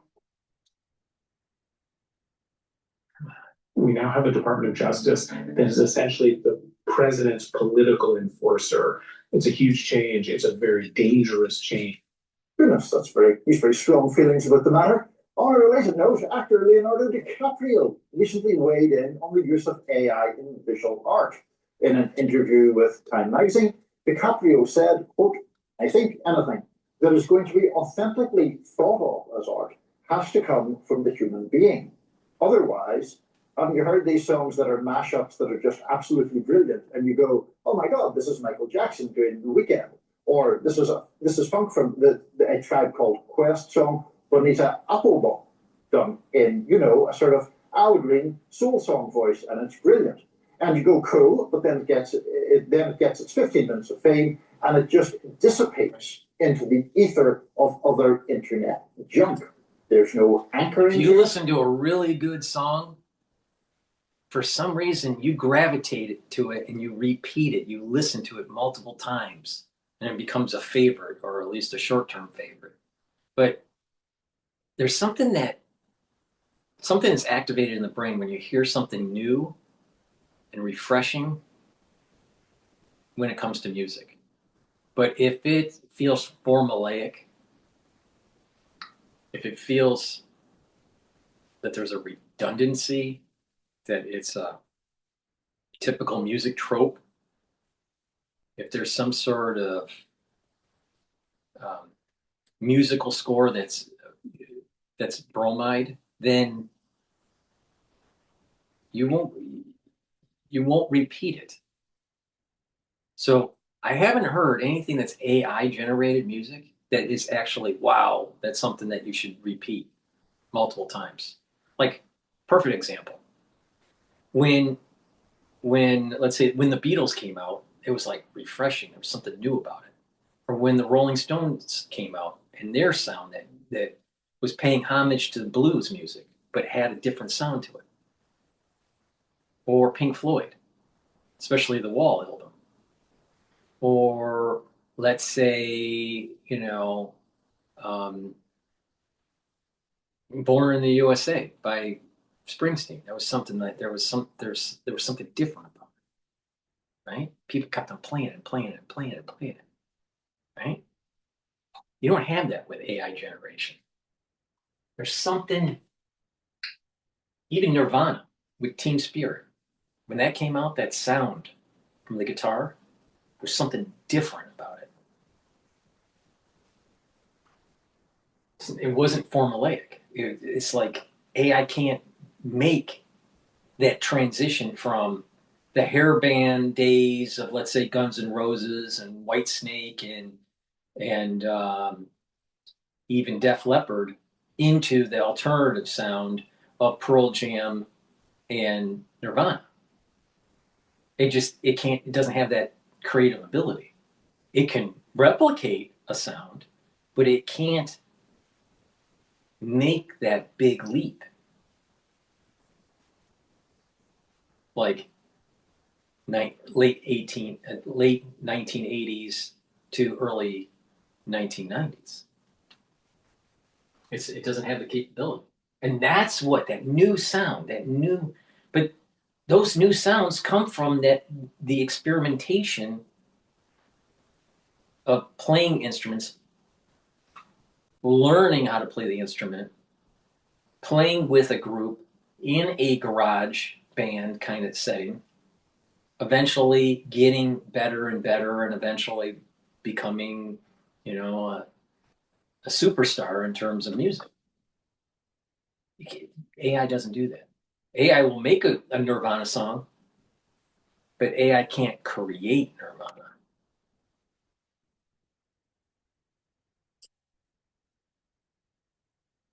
There's no humanity to it, as brilliant as it is. And Aline van der Velden, creator of the viral AI actress Tilly Norwood, says how she thinks Tilly will fit in the world of film. Velden added, I think it's very important for the creative industry to take this tech and control it. I'm part of the creative industry, so I want us to be in control of the guidelines and the ethics around this and it not be imposed by the tech industry. I mean, a lot of this should really just be governed by how consumers react to the product. If people were having a negative reaction to McDonald's AI-generated ad, that's their right to feel that there's something hollow. And many of these AI videos are easily recognized as such, because there's a hollowness to it, particularly when the images start moving, and it's fine to reject that. We might get to the place where it's so advanced that you can't tell the difference, and then, sorry, we're all doomed. We're all doomed. We'll just,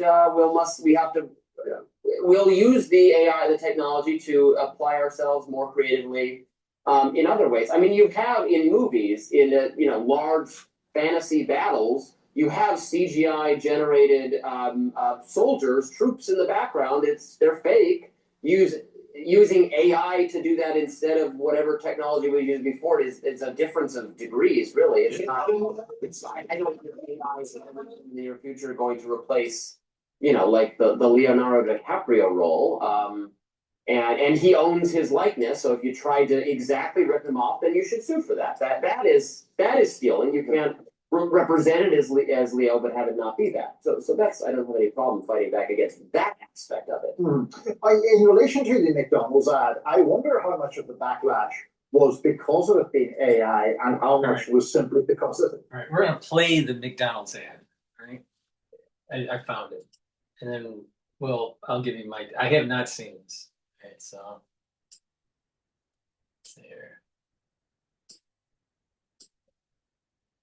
But before we do, please go to my store, the-studio-reykjavik.com, and get the C60. You can get it in MCT coconut oil, extra virgin olive oil, and avocado oil.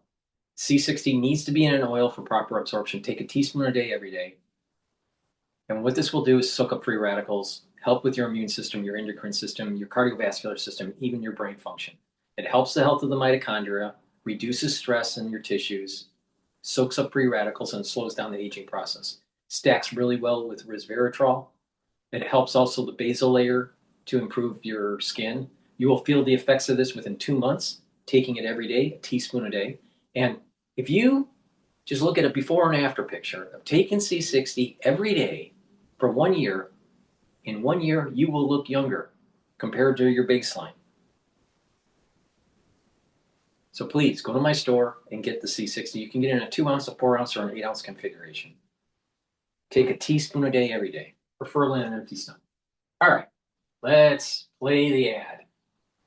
I have not seen this. All right. It's the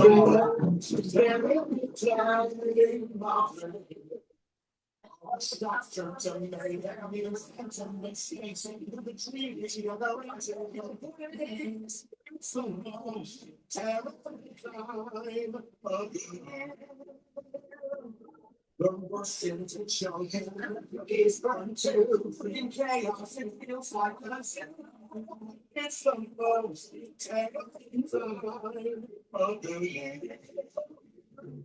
See away from the madness, the lights and the cheer, and hide in the darkness till January.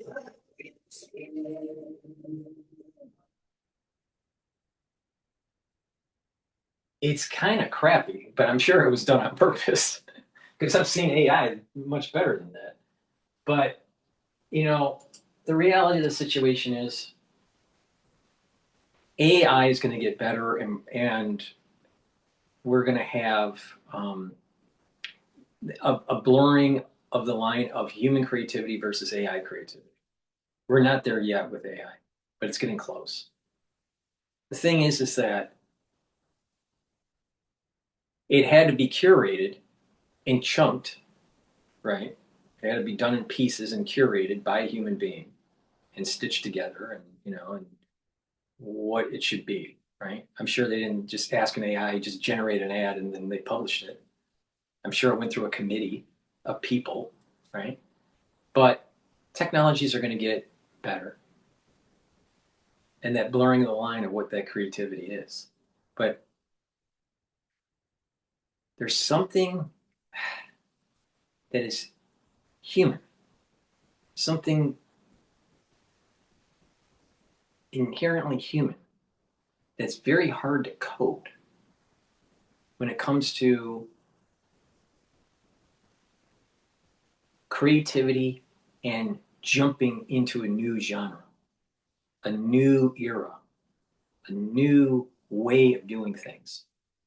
Let's say from the Renaissance period to, let's say, the period of Monet, right? Or, the Impressionists to the modern art period, or the postmodern art period. There's something different. There's something that happens, right? So hopefully mankind is going to say, you know what, that's AI generated, I'm not that interested. There may be a negative feedback that's just saying, it's AI, I don't want it. Like, I don't watch AI material. Like, if I'm looking for something on YouTube that is about, let's say, a particular subject on history, and it's AI generated, I almost never listen to it. Once it's AI generated, it's like, so I have an aversion to it. I don't know if other people will have that behavior. I suspect that a good, decent amount of the society will, and because of that negative feedback loop, less AI slop will be created. But if there's so much AI slop that's created, you have to question about the validity of the content. You have to question about the artistic ability of the content. And what people are doing is they just generate AI slop and try to get ad revenue, and it doesn't matter. And they just populate garbage. And then the whole the whole platform turns into slop. YouTube's at risk of having that. Unless they create an algorithm that knows that it's AI slop and it keeps it out of your feed. Who knows? So that's the end of my program. Thank you for listening. Please go to my store, the-studio-reykjavik.com. Get the supplements, stack them the way I've been telling you to stack them day after day after day, and you'll slow down the aging process. And not only that, you will have a boosted up immune system to be able to weather the storms like the winter season that we're in right now. Thank you for listening and have a nice day.